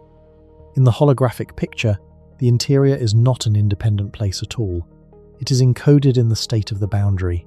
The astronaut's fall, the tidal forces, her final minutes are all real to her, but they are not a separate set of facts alongside the boundary description. They are the same facts, the same information, written in a different language, in a different set of variables. Two descriptions, one reality. And here the story arrives at an idea that may be the deepest to come out of the whole long investigation. If the geometry of the interior is generated by the boundary, what is the thread that ties them together, that stitches the projected space into being? The answer, increasingly, appears to be quantum entanglement. Entanglement is the strange, non-local connection between quantum particles that so disturbed Einstein that he called it spooky action at a distance. Two entangled particles behave as a single system no matter how far apart they are carried. Their properties correlated in a way that has no classical explanation. A formula discovered in 2006, relating the entanglement of a region on the boundary to the geometry of a surface reaching into the interior, made the connection precise. The amount of entanglement in the boundary theory determines the shape and size and very existence of the space in the interior. Weave the entanglement one way, and you build a smooth, connected geometry. Cut the entanglement, and the space itself comes apart. This reverses the order of explanation we have carried since Newton. We are used to thinking of space as the stage, the fixed container, given in advance, within which particles exist and interact. The lesson emerging from black holes is that it may be the other way around. The particles, and specifically the entanglement between them, may be primary, and space itself, the smooth continuum we move through, may be woven out of that entanglement, an emergent tapestry rather than a pre-existing flaw. The stage is built from the actors, space is knitted from correlation, and a black hole, with its horizon and its growing interior, is the place where this weaving is stretched to its most extreme, and where, for the first time, we can watch the threads. If this is right, then the question we began with, where do black holes lead, takes on a precise and strange answer. They lead into a region that is not separate from the outside at all, but is instead the same information, the same quantum state, expressed in another form. The interior and the exterior are two readings of one book. The astronaut who falls in has not left the universe. Her information remains, held in the correlations on the horizon, released over ages into the radiation, scrambled past all recovery but never, at any point, destroyed. The singularity at the center, that wall where the equations fail, may itself be a sign that we have simply been asking the question in the wrong language, pushing a classical picture of smooth space-time past the point where it means anything, when the honest description was on the boundary all along. There is a further twist to the holographic picture that deserves a moment, because it softens the shock of the firewall we are about to meet, and shows just how subtly information can be hidden. If the information about everything that fell into a black hole is encoded in the outgoing radiation, then in principle a sufficiently clever observer, collecting that radiation and analysing it, could decode what fell in. But two physicists, Daniel Harlow and Patrick Hayden, asked how hard that decoding would actually be, and they found something reassuring and strange. The computation required to extract the information from the radiation would take so astronomically long, longer, in many cases, than the black hole itself would survive, that no observer could ever actually carry it out in time to create a paradox. The information is genuinely there, genuinely preserved, and yet genuinely locked away behind a wall of sheer computational difficulty, so vast that nature is protected from contradiction, not by a law forbidding the dangerous experiment, but by the simple impossibility of ever finishing the calculation. It is a curious kind of cosmic censorship, enforced not by geometry, but by complexity itself. This is the sort of idea that has grown out of taking the horizon seriously. and it points at how far the reconstruction of the black hole interior has gone. In the holographic view, the space inside a black hole is not read off from the boundary in any simple, local way. A single point in the interior corresponds to information smeared across a large region of the boundary, woven together out of the entanglement among many boundary degrees of freedom. The interior is not so much projected as reconstructed, assembled from correlations, and the deeper into the black hole you go, the more diffuse and collective the encoding becomes. Space, in this picture, is not the fundamental thing. It is a kind of summary, a convenient large-scale description of a pattern of quantum entanglement that is doing the real work underneath. And a black hole is where that summary begins to fail, where the smooth language of geometry runs out and the underlying language of information shows through. There was one more crisis to come, and it was a sharp one, because it took the very principle that seemed to save information and showed that it threatened something else we hold dear, the gentleness of the horizon itself. In 2012, 4 physicists, Ahmed Almheri, Donald Marolf, Joseph Polchinski, and James Sully, published a short paper that threw the field into turmoil. They looked carefully at what quantum mechanics requires if information is to escape a black hole in the radiation, and they found that the requirements seemed to contradict each other. For the information to come out, the particles radiated late in the black hole's life must be entangled with the particles radiated early. But for the astronaut to fall through a smooth, empty horizon, as general relativity insists she must, those same late particles need to be entangled with partners just inside the horizon. And there is a strict rule in quantum mechanics that a particle cannot be fully entangled with 2 different partners at once. Something had to break. Their conclusion was brutal. If quantum mechanics is right and information escapes, then the smoothness of the horizon must be sacrificed. Breaking the entanglement across the horizon would release an enormous amount of energy, and the horizon would become not a gentle, unremarkable boundary, but a raging wall of high-energy particles, a firewall. Instead of falling through unharmed, as everything we thought we knew about the horizon promised, the astronaut would be incinerated the instant she reached it, burned to nothing at the threshold. And this would violate one of Einstein's most cherished principles, the idea that falling freely under gravity should feel like nothing at all, that there is no way to tell, locally, the difference between floating in empty space and falling toward a black hole. The firewall said there would be a way to tell. You would burn. The proposal was deliberately provocative, and it worked. It forced everyone to confront an uncomfortable menu of options. Either quantum mechanics fails and information is lost after all, which almost no one was willing to accept after the Long War, or general relativity fails at the horizon, and the smooth geometry that Schwarzschild and Finkelstein and generations of relativists had trusted is replaced by a wall of fire. Or some deeper idea, not yet on the table, would show that the contradiction was only apparent. The paper was crisp, the argument seemed nearly airtight, and for a while, no one could see the way out.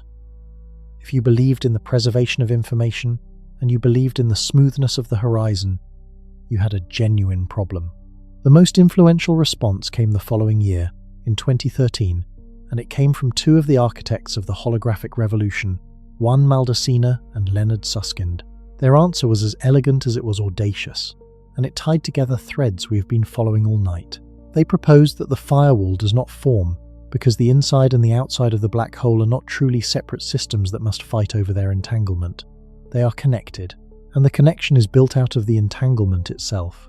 The idea is captured in a small, memorable equation, 3 letters equal to 3 letters. On one side, a bridge in space-time, a wormhole, the kind of connection first written down by Einstein and his colleague Nathan Rosen back in 1935 as a curious feature of the black hole solution. On the other side, quantum entanglement, the spooky link between particles, first laid out in a famous paper by Einstein and 2 colleagues, Podolsky and Rosen, in that very same year of 1935. 2 papers by Einstein, months apart, one about wormholes in general relativity, and one about entanglement in quantum mechanics. And for 80 years no one thought they had anything to do with each other. They belonged to different worlds. Maldacena and Suskind's conjecture is that they are, at bottom, the same thing. Every pair of entangled particles is joined, they suggest, by an unfathomably tiny wormhole Entanglement is a wormhole. A wormhole is entanglement. If that is so, then the interior of a black hole is not a sealed room that must somehow duplicate the information leaking out. It is the far end of a wormhole, whose near end is the horizon, and the entanglement between the escaping radiation and the black hole is not a fact that competes with the smoothness of the horizon. It is the very thing that holds the interior connected to the exterior. There is no need for a firewall, because there is no illicit second copy of the information. The inside and the outside were never separate.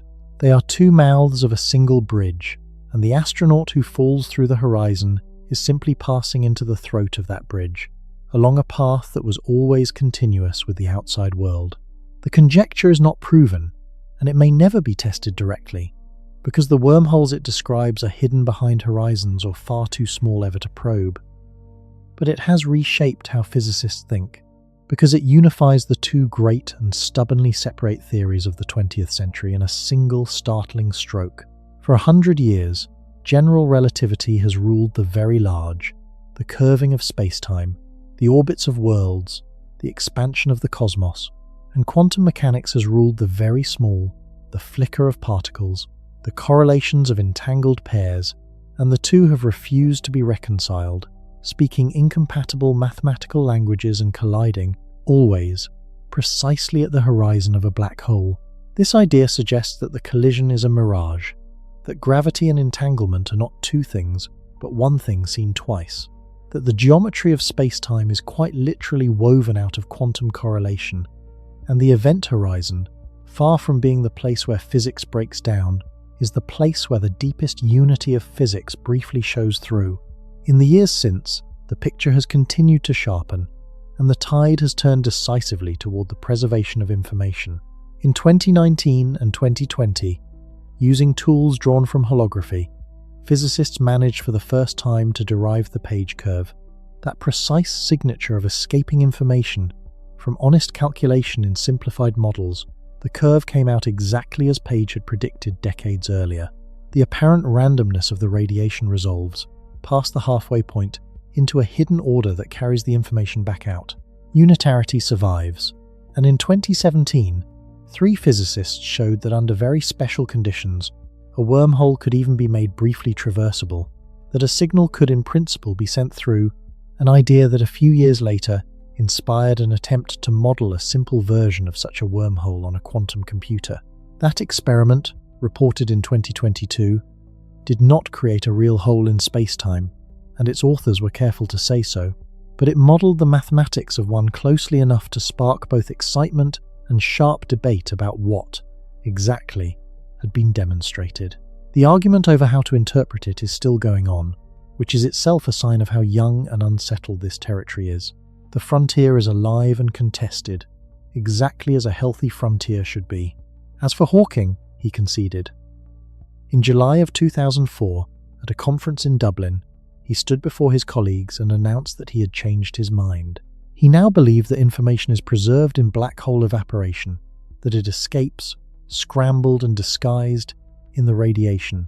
He handed John Preskill his encyclopedia, a thick volume of baseball history, chosen, Hawking joked, so that Preskill could retrieve information from it at will. Kip Thorne, his partner in the bet, refused to concede, holding that the matter had not been settled rigorously enough for realistic black holes, and he was not being unreasonable. The Dublin argument was more a change of heart than a proof, but the direction of the field was clear, and the years since have borne it out. The information comes back. The bedrock holds. The image is the same image. The orange ring, the dark centre, the light that travelled 53 million years to reach a planet where a species of pattern-seeking creatures had learned to build a telescope the size of their world. The photograph hangs now in the shared memory of our civilization, next to the Earth rising over the grey rim of the moon and the pale blue dot suspended in a stray beam of sunlight. It is a picture of something that ought to be invisible, a shadow cast not by an object but by the bending of space-time itself, a darkness where light once was and can never be again. And yet the darkness is not empty. We have spent these hours walking through what fills it, following the mathematics, and the people who worked it out. Karl Schwarzschild, finding the first exact geometry in a trench and dying before anyone believed it was real. Chandrasekhar, Humiliated at 19 and vindicated by the universe half a century later, Penrose, catching the shape of a proof while crossing a London street and showing that the singularity is not an accident but a certainty. Bekenstein, insisting that a black hole must carry entropy and finding it written on the surface rather than in the depths. Hawking, discovering that the darkness faintly glows, betting against the survival of information and losing, with good grace, to a book of baseball. Maldacena, finding the equivalence that turned holography from a dream into a tool, and behind them the thousands who built the detectors, wrote the code, flew the hard drives, and refused to accept that the horizon was the end of the story. What they found is this: the event horizon is not a place where the universe stops. It is a place where the universe changes its language. The interior of a black hole, the volume that grows without bound, the fate of the astronaut who falls, appears to be written on the two-dimensional surface of the horizon, held in the quantum state of the escaping radiation, preserved in the entanglement between particles that have never touched. Everything that falls in is not lost. It is transformed. It is smeared across the horizon, folded into the faint correlations of the radiation, woven into the entanglement that may itself be the thread from which the surrounding space is knitted. Where do black holes lead? Not to a destination you could mark on a map. The inside is not a separate place. It is the outside, told again in a different tongue, and it may, through the strange arithmetic of wormholes and entanglement, be tied to other spaces we will never see. None of this settles the mind. If anything, it unsettles it further, which is the honest response. The horizon remains a boundary we cannot see past. The singularity remains a point where our best theory falls silent. The firewall, the traversable wormhole, the question of whether our own universe might be the interior of some larger black hole, the growing dark cosmos sealed behind every horizon in the sky, all of it is unfinished, and some of it will stay unfinished long after everyone listening tonight is gone. There is a particular fact I keep returning to, and I will leave it with you as the light goes down. A black hole a few kilometers across, small enough that its horizon would fit inside a city, contains an interior that is not small at all. As time passes inside it, the space within stretches and lengthens without limit, until the volume enclosed can exceed the volume of the entire observable universe, and it keeps growing, silently, forever, behind a surface you could cross without feeling a thing. The smallest dark circle in that photograph is, on the inside, larger than everything we can see, and there is no way from here to look in. The light that could tell us what it holds is falling the other way, inward, toward a center it can never leave, carrying its report to no one. We keep looking anyway. We point the telescopes. We listen for the faint rising chirps of black holes colliding a billion light-years off. We refine the equations, argue about firewalls, and think, still, about the astronaut, frozen at the horizon forever from where we stand, and crossing it in a handful of ordinary minutes from where she sits. Both of those things true at once, with no higher court to rule between them. The lights are low. The image of the black hole, the ring, the shadow, the light that travelled 53 million years is still there on the screen. It will be there when you wake. The universe asks nothing of you. It does not need you to understand it. But you can, if you like, carry into sleep the knowledge that the darkness at the centre of that picture is not an absence. It is a surface crowded with information, a boundary where time comes to a stop and space is rewritten, a bridge, perhaps, built from the finest threads there are, leading somewhere we may never see, but have, across a few centuries of patient work, begun to describe. Good night.